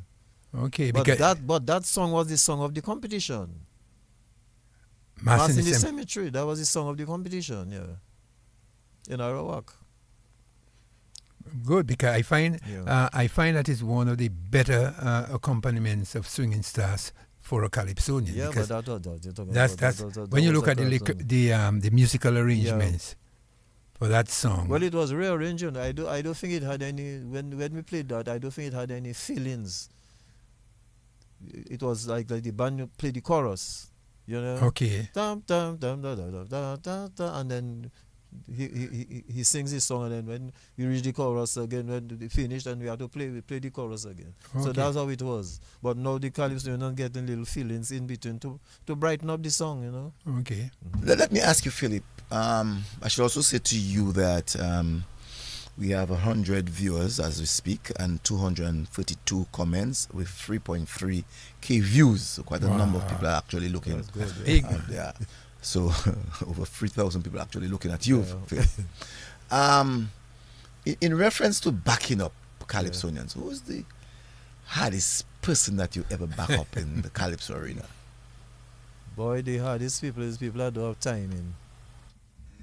The Calypsonians are people that don't have timing.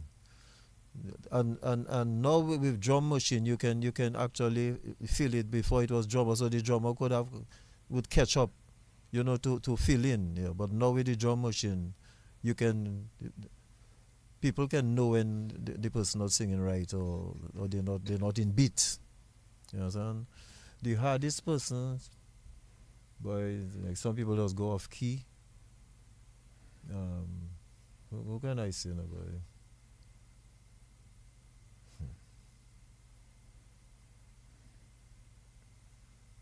Well, let's put it so: the people that hardest is people that just go off slightly off key or don't have timing. Yeah, that is the. How do you feel at the end of a night backing up Calypsonians? You doing backup vocals, and you hear from the presenter of the song that swing stars messed them up. The backup singers were not in tune. How do you feel when that happens? But you must feel bad because you know for a fact that I don't think anything. Look, let me tell you something. Sparrow was discussing with one or two Calypsonians, you know. Sparrow said when he go on stage, all he wants to hear is the right chords. Once he get the right chords behind him, to hell with what happened at the back. He don't worry what happened. He want to get the right chords. You understand? If you play wrong chords, he going to song off. You understand? So that's what he wants. He wants you to play. He wants the string men to play the right chords for him. But Cecil, I keep on saying that every year, the band don't give priority to our Calypsonian singers. No way. If such is the case, there are certain people that get. Well, look at that has gotten crowns so many times, and people say we mess up. That is not so. That is in love with the band. You know what I mean? So people just giving saying what they want. No, the Twin Stars don't want to mess up anybody. It's our career. Why should we do that? At the end of the day, if you ever do that, that's a black on you. You know what I mean? Why should you do that? The band come to play to accompany Calypso, whether or not you're their friend or not. That is not it. We are accompanying everybody equally. Swing Stars has had some great female singers in Floresca Joseph, Nafali Joseph, Tasha P, Tarina. Oh yeah, how could we forget Tarina? Great voices. Yeah. In the fall, which one you liked to work with more? Tasha. Why? Tasha is more with the band, and Tasha make herself with the band. Tasha is in love with everybody in the band, and Tasha does. If you listen to Tasha takes the bull by the horn. Tasha can lead. Tasha is like a dice. You understand? Anything Tasha sings, she puts her all in it. So you can, the same way you can give Dice any song and he will work it, the same thing you can do to Tasha. Because many times you hear people saying, oh, what song the girl have done, or what song and Tasha come on the night, and you kind of marvel, you don't know how she make it, but she goes through. You understand? Let me ask you a question. What type of performer on the night is Dice? Very good performance. Dice is an actor, you know. You know, when you come on the night of the Calypso show, you have to come strong. You really have to come strong. Forget about what he sings, but his performance, Dice always in time with whatever he sings. If you observe the skit, the little skits he put on, you have to wonder, you know, and it fits in into the song. So you describe it as a great performer. Yes, Dice is a good performer. Seeing Dice in practice there, you're saying, "Man, dear boy, that song, boy." When Dice come on the stage, it's a different thing. It's a different thing. People thought last year that he would have been beaten because the young boy, the king had Triller had put out a song, a very good song, early. And Dice come there with 2 songs and Dice just walk away with the crown. So it's somebody on a night you have to always be looking at. You have to look at Dice, yes. You have to look at Dice. You have to look at Dice. Good. Let me just change a little bit. I know you all have accompanied many international artists. How is it working with Sparrow? Very good. And all the international artists we have played with, they love the band. It had a time in Toronto, they used to call us the Dominica Swinging Stars from Trinidad, you know. That's our name we had. The Dominica Swinging Stars from Trinidad. And that is how Trinidadians were saying it, as if they thought we were from Trinidad. But they were saying as if Dominica didn't mean anything. Dominica was a name. The Dominica Swinging Stars from Trinidad. I know that you all played quite a number of big names. Big names, yes. Byron Lee. Baron, yes. Sparrow, Arrow. All the Shadow, all the Calypsonians, all the top Calypsonians you can think of. We have accompanied them in Dominica and in the foreign. And in the foreign? In Canada, and in New York. Yeah. Okay. And how do they feel really working when you play? Very, very good. Very, very, very very comfortable. You accompanied Sugar Aloes? No, never? All the artists. In other words, we have been on tour with Sparrow. We went to Calgary, Edmonton, Vancouver, and Winnipeg. A long tour Sparrow had, and Sparrow picked Swinging Stars to accompany him on that tour. It had Trinidad bands, but he picked Swinging Stars. We went on a long tour with Arrow also. What differentiates you all? Boy, I think the guys, they read well. Or they read music. They read music very, very well. And that's why we can do 12 Calypsonians practice in a night, you know. Sometimes the fellows haven't even heard the song, and Peter put the music in front of the hornmen, and they run the song before the Calypsonian come and sing. When the Calypsonian come and sing, they run the song, and he may have some fine points he want to do, or he not hearing that and thing that. That's the only thing we do, you know. So you all have the musical sheet with yes. You'll write the music. Yes. Tasha's second song. Tasha sang that song for the first time in Lakou, you know.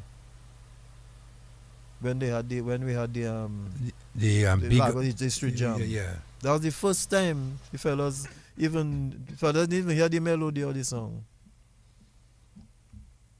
The music sheet was put in front of them, and Tasha started the first verse, and then I think she did the first verse a cappella, and then the guys just run the song. Now, let's go to another part of your life. Yeah. Business. You worked with quite a number of business people. Let's go way back as the Juicy Factory. Juicy Factory I did during school days. During holidays. Yeah. I went there. I used to inspect the drink coming through on the in front of the glass to see if they have any things in the bottle. Before it go on for sale. At that time, who Juicy Factory belonged to? Gegri's, I think Gegri's father was Shillingford. Yeah, Shillingford. Yes. Stafford Shillingford. Yeah. And your first real job? My first real job was with J.E. Nassif. J.E. Nassif. Pesse. You work to what you call him? Pesse. Pesse. Pesse. Yeah. Pesse. That's a football thing. He was a good footballer, you know. Oh, so he got that name. He was a forward man, I think. So it was a Pesse goalkeepers. Oh, I didn't know that. Yes. So you mean J.E. Nassif was a good footballer? Okay. Good footballer, yeah. Very good footballer. Okay. I'm sure many people are hearing that for the very first time. Pesse. And they call him Pesse. Yeah. Because he used to Pesse people. Pesse goalkeepers. Oh, God. So you work together with people like Max Karam. Did Eunice? Hugo. Yeah, you know, Eunice worked with Mary Karam. Eunice worked with Mary Karam. Yeah. So you work with Astafans. That is what Astafans again? No, I work with Reggie Astafan. Reggie Astafan, that's what I'm talking Hugo about. Astafan. Max Karam. Who again? Cornell Butler. These are the big names. So you're saying you also work with Pablo? No, we're not coming to Pablo yet. We'll come to Pablo. Yeah, we're just talking about Nassif. So you worked with Nassif, J.E. Nassif, and you said Hugo Astafans worked with Astaf. Hugo worked before with he went on also. his own. Yeah. What did you do at J.E. Nassif? Okay, at J.E. Nassif, when I started at ordinary staff, attending the customer at $10 a week. How much? $10 a week. $10 a week? Yes, $10 a Paper week. bags you put it in, man. No, you're working on the counter, you're selling things. $10 a week, yeah. That was big money. That was how you mind? That was big. $10 a week was big money. No, but from that money you could go to cinema, you could buy your shirt, you could buy your shirt. Yes. What? That's the salary, $10. I mean, you could a week? A week, yes. Boy. So yes, I used to make my extra money on commission. Mm-hmm. What is that? That is where, when you sell extra, they used to give you a certain amount of thing that you pass. When you pass it, everything you get an extra dollar. So you're given a total. Let's say you're giving let's say $10,000. When you reach $10,000 from your sale, everything after that, you get a commission. Yes, you get a commission. All right. So my commission now used to be more than my salary. Because again, people like me, that Warrington from Portsmouth? No, from Dupini. When he comes, he brings an order. He comes and get galvanized. The big order. The Dupini used to buy from us out there. Used to get out to different places, and guys just used to come to me. Give me sale.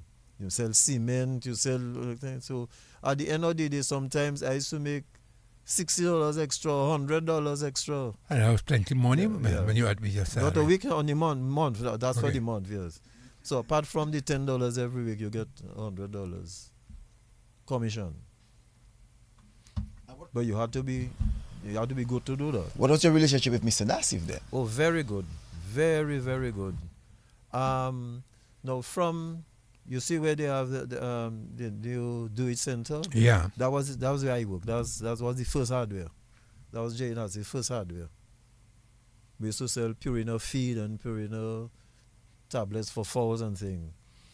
So from there, he built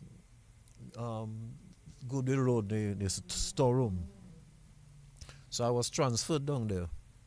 Where they selling the lumber now? Yeah, with Cornell Butler and things. So I stayed there for a few years. I used to Then I turned delivery man. I so if you come, I have to be deliver. Then from that, we had a girl cashing. Now I don't know what happened. So they put me on cash. So I was cashing there. I cashed there for many years, selling all kind of meats, lumber, cement. We had our cold room down there, so we used to sell meats. Then from there, I see the supermarket in town. And so that's where Would you know when he built that supermarket in town? What year would you remember? I can't remember the year. What was But it? that was Was it long, in the that was- 70s? Yes, no. That was before. Yeah, in the 70s, before the hurricane. Before the hurricane, you understand?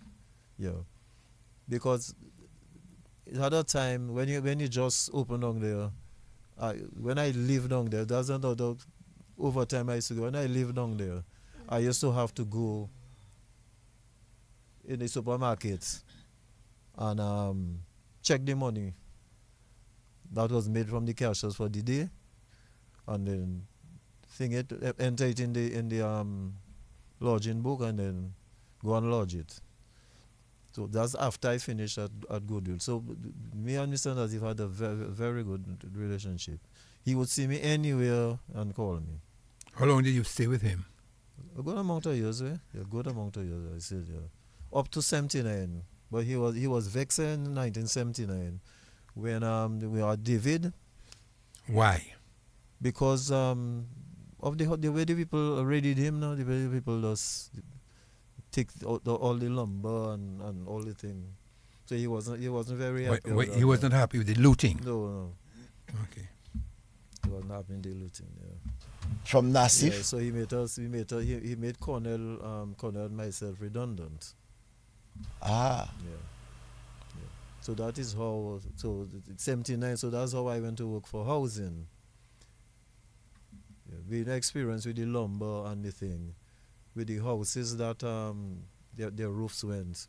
I had to go and inspect and take the people's name and see how many sheets of galvanized are they missing, how many pieces of lumber they need. That was a very good method. So then people, because they used to say people used to get things and go and sell it. Yeah, so when they got me, we stopped that. So for you to get anything, the house had to be yours, and then we had to go and inspect to see how many sheets of galvanized thing and how many pieces of lumber. There. So then the lumber was delivered to you, and the galvanized. But I think they had a kind of hardwood, purple hat, man. I don't. From Guyana, yes, yeah. but that was hard. It was very hard. So the people had to work with that. So I didn't say there then. So Ed called me to which church. I went. I brought in my letter, and then Pablo said, "Boy, we went to school together. We were close. We were friends. I think I need you. You know. I think I need you." Because he says sometimes he goes away, and he wants to leave the place open, and he don't have anybody. His wife was working in the bank at the time, so he say, I think he need me. That's the best man to come and work for him. So that is how I end up with Madesh. I stayed by Madesh for a little while, and then we went bankrupt, and then I went home, and then Trevor, who was my friend at school again, convent prep, very good friend, called me in to Dupini, and then that's how I started the Dupini.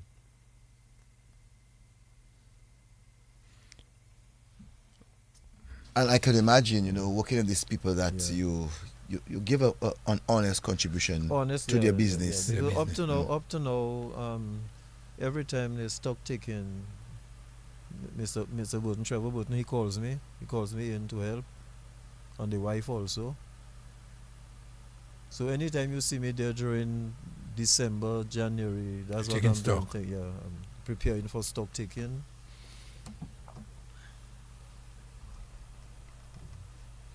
And outside of working with them, what would you remember what if someone asks you to describe, each of your bosses, what would you remember of each one? Well, I was very close to all of my bosses, very, very close. Pablo was a schoolmate of mine, grammar school. Trevor was a schoolmate of mine, convent high school. We go a long way. And then Mr. Nassif, had a lot of respect for me. I worked with Max Karam. And when Max left, he put Cornell. Cornell was in charge. I was second in charge. So I had a good rapport with all my bosses. Cornell went to school too, and we were very close friends. You what was the position like when you worked at Madesh, Jupini, and Nassif? When I worked at Madesh, I was right after Pablo, because as I tell you, Pablo, when he goes to do shopping and thing, his mother used to hold the keys, but I had keys for the vehicle, and I was the one there. Yeah.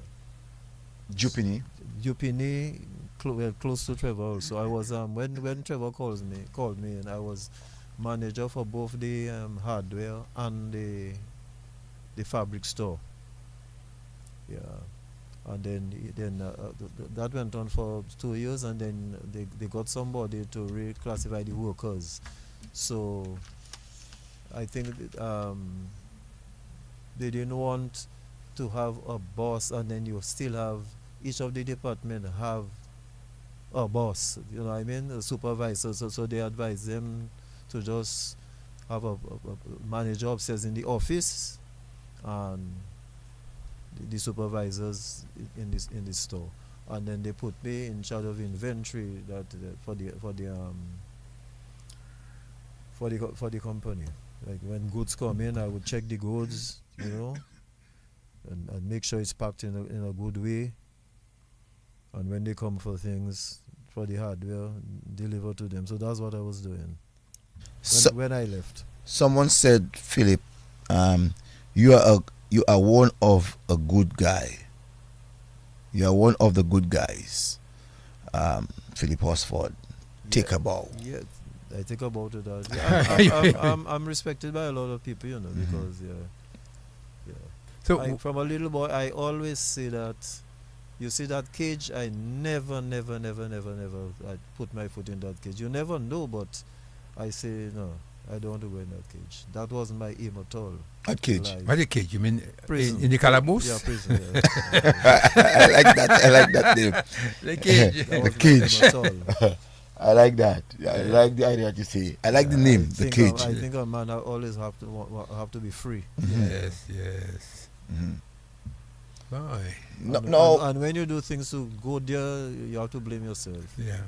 Now, looking back from where Dominica was and where Dominica is, how would you describe that? Cecil, I'll be very, very, very frank with that.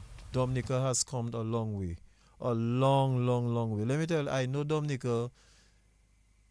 Well, I was lucky to see Dominica, let's say in primitive, because I don't know if you know about Cow Tongue in the Windsor Park. I heard, but I didn't see it. Boy, Dominica has come a long way. Roads, for sure. Let me know, when we had to go and play on Portsmouth on the Freetown truck, we had our equipment. We had to pack the equipment on the truck, drive to Portsmouth on the long way. When we finished play, we had to put the equipment back on the truck and come back the long way. There was no coastal road. If you want to hold on. You talk about the long way, meaning going from Marigot. Going from Marigot to go to Portsmouth. Imagine your band, your music, and you have to leave early. Early, right after work. Put the instruments on the truck, take your bath. When we reached what we saw, it was, in those days, corned beef was popular, corned beef and bread, or sardine and bread before you go and play. So let's enjoy that, you know what I mean? So that is one. To go to Portsmouth, you have to go on boat. If you had anything, the thing they used to call the crash lunch. You had to go on boat. Pembo Frado used to think that. Dominica, there's a lot of residential area. I never thought in my life I would see houses there. Dominica has and when I played football, you probably can remember the stand, the main stand that was there. Yeah, there were two. There's the Harlem stand. Yeah. I made a vow, Cecil. I said, I play football there. I sit on the stand, and during a big game, what used to be underneath that stand, the scent that used to come up. I made a vow. I say, when I leave league football, I am not going back to Windsor Park unless a stadium is being built. Serious, I tell you, I never wanted to go back because I'm a clean guy and I never liked what was happening. You know what I mean? I thought you go to football and if it's raining and you don't want to think, you have to go on the stand. And I see stadium built. I was very happy about that. Another thing, as you know, swingers has traveled a hell of a lot. Many times you come from away hoping to reach home. You have to, the little money you make you have to spend in hotel in Antigua. Sometimes to me they willfully used to make you stay. You know what I mean? Now you can come straight home. You can come straight home. You don't have to overnight anywhere. You live and you come in. The only thing that will stop you if there's a lot of rain and wind, so they won't fly. You know what I mean? And another thing I'm doing to the airport, the international airport. Every time I travel, I'm jealous, man. I say, what is that? What's holding us back? And it's being done now. So I am very satisfied with where Dominica was and where Dominica is now. You know what I mean? Avec passion. Exactly. I mean, I know primitive life, man. I tell you, I bathe in river. That was my bathroom. I mean, a lot of us bathe in river before we go to school or before we go to work. That's where we had to go and bathe. We didn't have pipe bomb water at home. I tell you, I had to carry water from standpipe, carry water, gone full my mother's bath time. And I go into high school, and I was well taught. My mother taught me to wash my shirt, wash my clothes, cook. When I come from school, I used to have to wash the shirt and put it to dry for the next day because I don't want to go. What they say, young fellas always smelling strong. Strong, yes. So I had to take out that scent because so you reach home at 3 o'clock, you wash your clothes, put it to dry, wash your shirt. Well, the pants would last, but the shirt has to be washed under the arm. Oh. And going to prep, you have to look spick and span. Well, that was hard life too. What about Roseau? How did you see Roseau? By Roseau, there's a lot of new buildings that really brighten up Roseau. There was a lot of dilapidated buildings, a lot of old little houses. I know. I could remember mostly all where all the little houses were. If I walk through town, I just remember the kind of houses that were there. Yeah. Where they have Jay's Bookshop, Boise was there. There's a new building, Cecil Hector. There's a new building. Where they have the Mapao. There's a new building. Charles Brothers were there. You know what I mean? I see they have a new building where Bobo used to be. Exactly. It's a 3-story building there. Yeah. So quite a number of buildings have actually... Bobo and Farrell and Andrew. Fremont goes in Roseau. You know them, Cecil? You know them? If I know them, of course I know. I know all of them. Of course I know all three of them. Just hold that thought. Good evening. Good evening, caller. Good evening to you, caller. Good evening, caller. Sorry about that. You have to call back. Good evening. I heard some people saying that the stadium build is like the kill spot in Roseau Central. So I'm well happy that you know saying that how long you don't just come. I mean, I may have about 50 years older than you. But anyhow, you just come. But you saying personally now, you were happy that the stadium there. And next thing, as you just say, yeah. I don't go into a fight international airport, but you're saying something about the airport and that is very good because what you said making a lot of sense. Because once upon a time, before it's 3 o'clock, we can't come to the country. You know what I'm saying? But it's right a fact. Now, you say we can come 11 and 12 o'clock. So which means now we'll bust on top of thing. Anyhow, I'm listening. Give thanks for life. Thank you. Okay, thank you. Yes, Philip. So you're saying, how you saw Roseau, not and compared to right now, how Roseau has improved. You have spoken as to how you saw Dominica. Yeah, I'm very happy to be alive to see the changes. And I'm asking God if He could keep me alive to see the airport. I really, really, really. That is one time I could say it. I would go on my knees and kiss the ground. Just hold on. Let's take another caller. Good evening to you, caller. Good evening to you, caller. Good evening, Cecil. Good evening. Good evening. Good evening, Brent. And good evening, the partner that they with. Good evening. Good evening, Guada. Yeah, because Guada say Guada cool. You see, all what the man saying, that's true, eh? I can say, because I'm 65 years now. I can remember the time I work on Whitford Estate. $1.50 a day. From 7 to 12. London Dairy. That laughing place. I get a whole year coconut for 30 cents. And 30 cents to put it out. And sometimes for the fortnight, I'll be drawing $20-something. And that money, just have to eat back and I can don't wait. But that's true, my boy. I could remember I go by Ascapar and take out the wheel. Because it was so hard. You working hard for the community. My father worked for $3 a day. You know, people like Annette see that will be on the back. Then you can question them kind of people. They will tell you about the past time. It was $3 was big money. $3 by 7 is, you know what it is. I tell you, I was getting $10 a week. You understand? And that was so hard. Now I seen a child have $100 in their pocket. But that's nothing. You understand? And my boy, what you said that is true. Because I could remember that place that is called in, what do you call on the dog side? I see some people have a rabu and this kind of thing. I walked down a track. And it had a lot of people from Uganda that time, Mary got Westy. When you see they say, Mary got one of the bread basket. You have got people from Uganda used to go down there and work.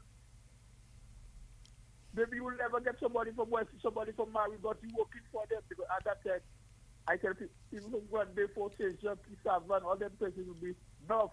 That will be the place they're going to be on the community. And easy though, they will hire transport to build up to go up to Grande.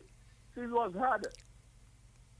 So when it is on now, we have to say thank you for what Carrot is doing. Things was hard, but we used to survive. We could survive, yeah. We don't imagine the same thing that politicians start to try to stop that thing they had in Fokole when they used to make border. I think that beer factory will come to Dominica. You see, they always have a way to try to stop something that is good. Why talk about Duncan? I wasn't too in favor of Duncan no, because I don't think we had enough forests to sustain that. We didn't have enough forests. They were depleting the forest, and the contract was to plant trees right after. But they were kept it, yeah. And you see, so things were so a kind of way. Maybe that when you see somebody, people will build their little houses and put it on stones. Now everybody have a house in block. Now everybody have, if you go to Roseau now, for instance, I'm going to transfer that in Dominica. This is the Prime Minister trying to do. So you all know we try to have an airport. When I think they try to stop it, my boy, that is why I say that party I don't agree with them, because it is why they have to support the government. No, we're not talking party politics tonight, sir. I agree. No, we know we're not talking party politics. We're not talking party politics. So when we try to develop Dominica, you can say caller, you can say that Dominica has improved over the years, and I rather we keep it. Okay. Cecil, you got that one again. Carry banana. 10 cents a bunch of banana, remember? Yeah. 10 cents and below the road is 5 cents. So this time I touch $1 something. I put extra. I didn't carry 10. I have to say carry 10 for to get $1. 10 cents. A boy. When I hear people say this was sweet, this was tap for me. This was tap for me. But sometimes I wake up in the morning. No breakfast, nothing, and I have to go to school. My boy goes harder. Thank you. I go to school. In the 70s, Thanks. Dominica was nice in the 70s. Dominica was very good in the 70s. Mm-hmm. Yeah. Mm-hmm. In the early 70s, yeah. Someone said to you, Horseford, that they would like me to ask you if you remember when the stand collapsed at the Windsor Park during a carnival. No, it was during Superman. It was Superman. It was no carnival. A guy that was pulling a lot of motorbikes, vehicles. And tear a book, 1,000 pages with his hand. I saw him. I was there. That wasn't the main stand. That was a stand. That was an impromptu stand. That was a stand closer to Digicel. Yes. It collapsed. I think somebody died. And the person said one of the Carrington brothers had fractured his leg. I think so, yeah. Mm-hmm. I think so. Yeah. Among some other injuries. Yeah, somebody had died under there. Mm-hmm. Mm-hmm. Superman, I remember. Good evening. Good evening. Hi, good evening. Good evening. Vado.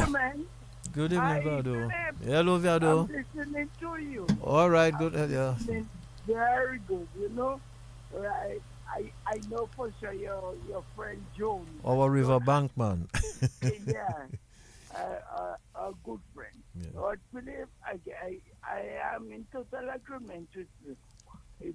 Things has changed. Roseau, so has changed from the time what I know. Things change. Yeah, man, things change. We know how the riverbank used to be. Yeah. Yes. Dirt road. I can remember that dirt road. We had dirt road. Cecil, the butchers. The butchers used to the cow skin. They used to put it on by the riverbank to dry. Mm-hmm. Yeah. Wow. That is really hard time. Yeah. And we used to have a lot of flies because they had to be throwing salt on the skin and a lot of skin. What? But you remember that? Yeah, between the two bridges. Yeah. I heard that. Yeah. I heard that. I heard my father speak about it. Yeah. But I didn't see it. But I heard my father said that's what used to happen right on the riverbank. Mr. Adams. Yes, Pado. Yeah. I heard you say about Bobo, Marco, and Farrell and what. Yeah. You know them too. Andrew. You know them all. You know them Marcos in Roseau, man. It says still afraid to say Bobo, Marco, Errol, Marco, but these were the days.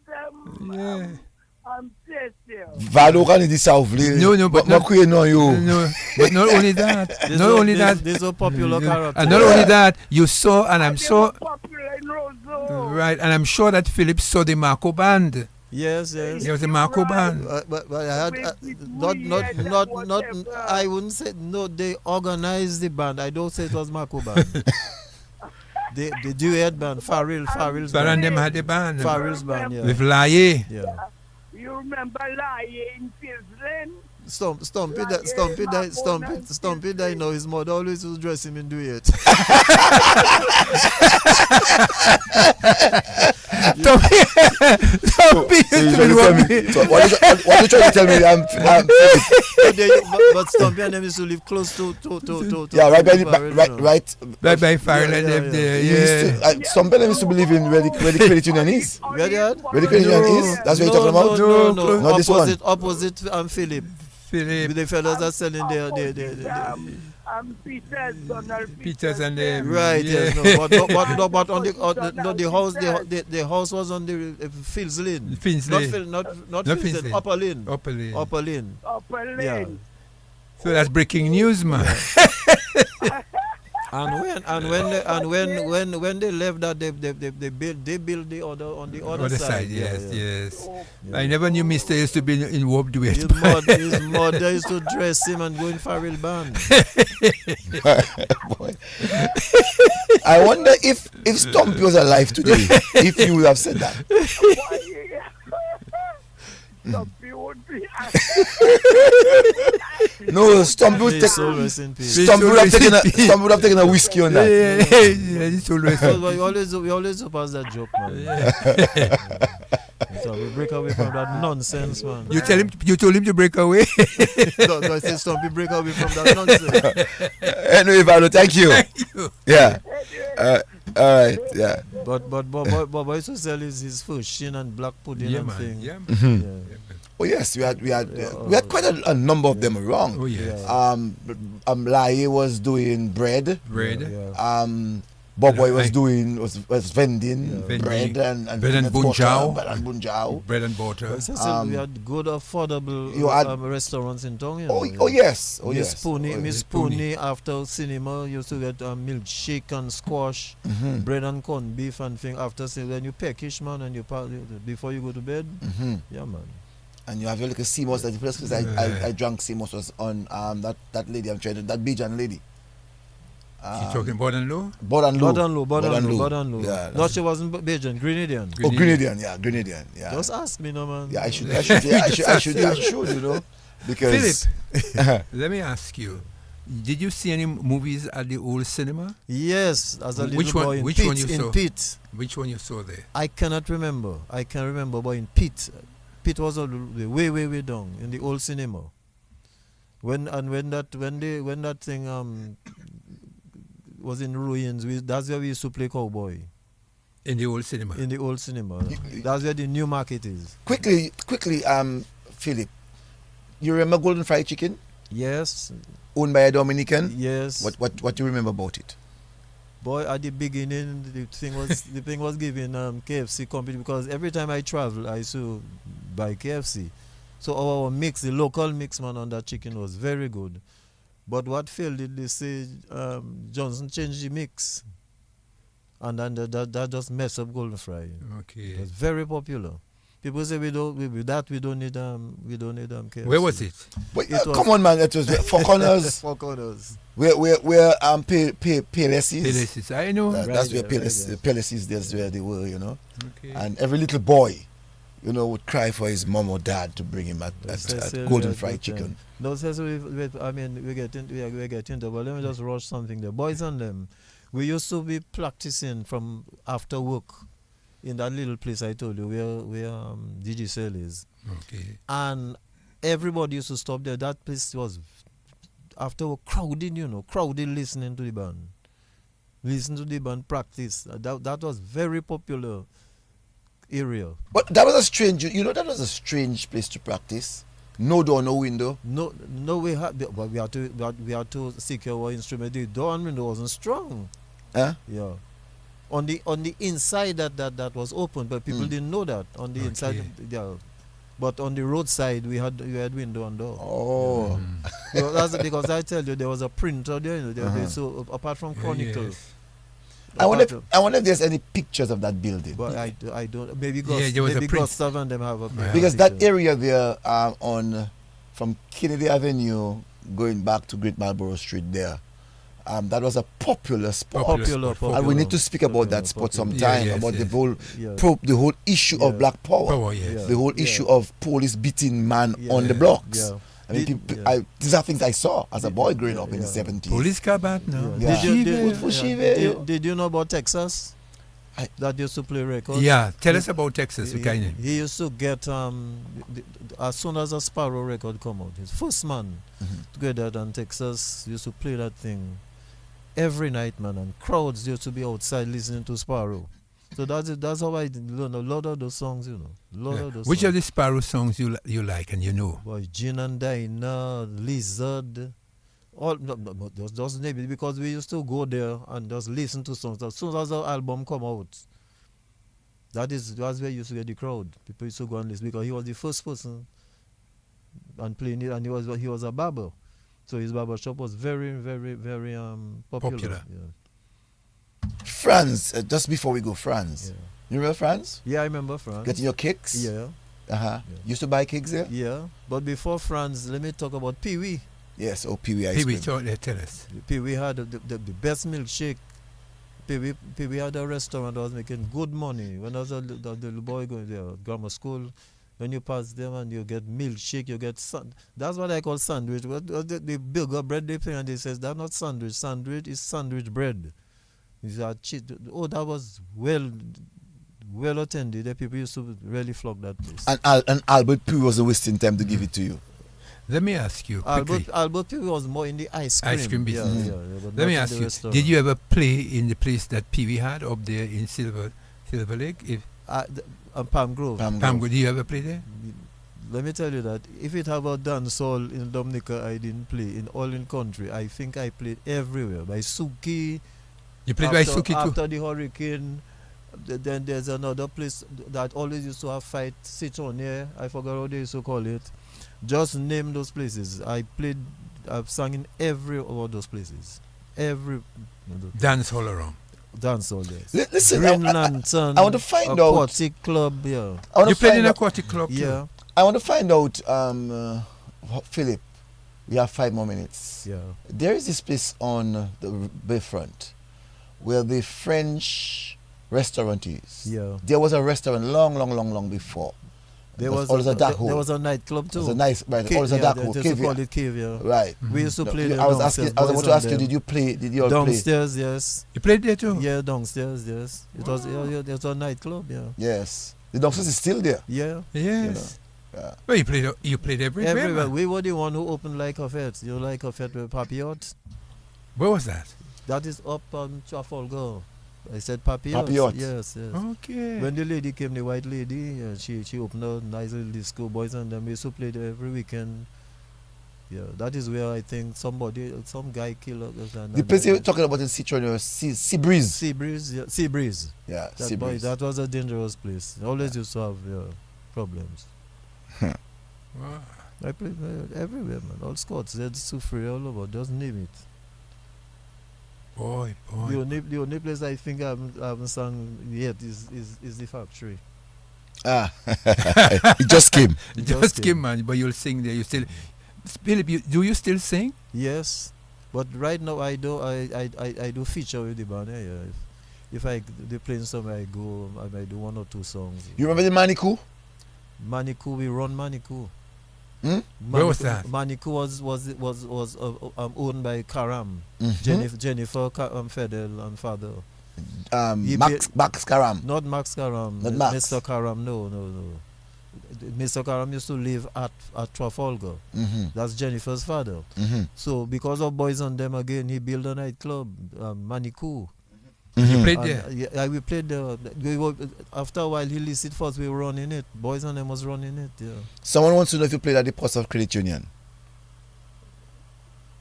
Credit Union where? Portsmouth. Upstairs. Oh, but many times. That was their dance hall. That was Portsmouth dance hall, Credit Union. What about Central Soul? You playing that too? Oh, many times. I played with Boys and Them. Oh, Central. That swing is that thing. Let me tell you. You know right now, if somebody don't know my name, you know it's swing is as they calling me. But you're the face of the band. You're Norman. Everybody. No, I don't think they call him Norman and Swinging Stars. You know. They call him. Me, they call him Swinging Stars. Well, you're the front man, you know. Me, they call him Swinging Stars. Cecil, do you know we had a stage? We were very modern. We had a stage that you didn't have to wait. They just used to swing the stage around. Why is a band playing? There was another band setting up backstage, you know. Well, you had that. So when the band finished, the stage used to just turn around and you had the next band there one time. Where you had that? In the Windsor Park. What? Yeah. That's during. That's years ago. I was about to ask. It's a rotating stage then. Yeah, rotate. Yeah. Mm-hmm. Okay. Let me ask you: did you ever see the Idol? But of course, I see the Idol play steel pan. Yeah. Boy, I would like to stay with you for the rest of the night. We have to go. Yeah. But we have to go. We didn't talk about Patrick conducting SO steel band. Steel band was big thing, you know, boy. So, Patrick John? Yeah, man. Oh man, that's another story. Conductor in the band, in front of the band. Patrick John do everything, man. Because you have a big steel band competition, you know. What you don't.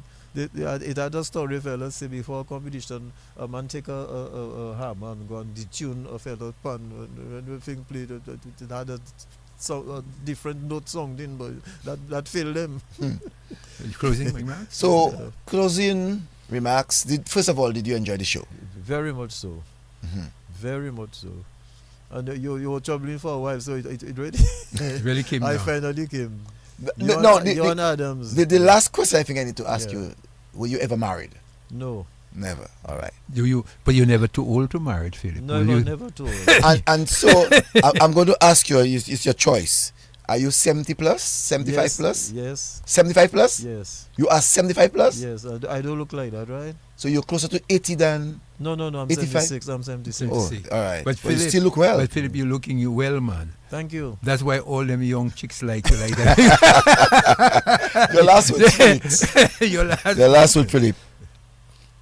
Your last words. I would like to see the music, Dominica, just keep on going, because I mean, Dominica is really first in music in the Caribbean. I have to say that, because I do think the other Caribbean island have the amount of bands we have. We have a lot of musicians in Dominica. What I would like to see, I love the Boyo beat. It's a catching beat. But I think we need, as Father said, we need to do better with the lyrics. I think we want that to go further. That is going. Nasty business. Yeah. As we close in, Philip. And I think it's changing. You know, it's slightly changing. Yes, you know. you have the love Buyo now. Yeah. Mm-hmm. As we are saying goodbye, people are just bothering me to say to me, tell Philip to sing Miss Me and Mistress Jones. Another one said earlier on, the first song that you sang, ask him to sing it. Blah, blah, blah, blah. Next time. So, no, give us a line or two of Mr. and Mrs. Jones as we close. Me and Mrs. Jones, we got a thing going on. We both know that it's wrong, but it's much too strong to let it go now. We meet every day at the same cafe. This time I know she'll be there, holding hands, taking our favorite plans, while the jukebox play our favorite song. Me and Mrs. Jones, Mrs. Jones, Mrs. Jones, Mrs. Jones. I was told just to remind the public that you are now an usher to the Catholic Church. Oh, very much so. Soon you'll be a deacon, man. No, not deacon, but I think a lot of men should go back, give God their life. I think women are giving up church. Yes, women controlling everything. I think women should go back. So you're saying that we should go back. Cecil, Yeah. I think you should become a deacon as well. The time complements Discover Dominica Authority is 3 minutes after 11 o'clock. Dominica Jazz and Creole, May 4. Fort Shirley Cabrits National Park will ensure a smooth and enjoyable experience. Make sure you're there. May 4th, Dominica Jazz and Creole. Last words. Philip? I've been bothering you all the time to come on the show. Finally, you made it, and I must say it was a wonderful show. Your voice is still golden. You have the golden voice. Thank you, sir. I did enjoy the show tonight. I've been asking you for a long while, and you actually came in tonight. I just want to say thank you. And to the many people who said that they enjoyed the show, I too want to say to you thank you for viewing and listening as we continue with the Lakou next Sunday. We're going to have a guy next week Sunday. I can say his name. He is Mr. Gustav Williams. That's a big name in the community of Point Michel. So good night to you listeners and the viewers. Let's all be safe and enjoy our lives as we continue to serve our beautiful country, Dominica. Bye-bye. Hamas in Gaza towards Ashdod. Most were destroyed, but one person sustained minor injuries in Askelon, near the Gaza border. The IDF said in response it had carried out a strike against the Hamas rocket launcher. Despite the incident, efforts continue to get the ceasefire back on track. The foreign minister of the United Arab Emirates has met his Israeli counterpart, while the French President Emmanuel Macron is in Cairo for talks on Monday. Meta Zikrika reporting. Live from London, this is the latest world news from the BBC. The Israeli military says its troops have killed a Palestinian and wounded 2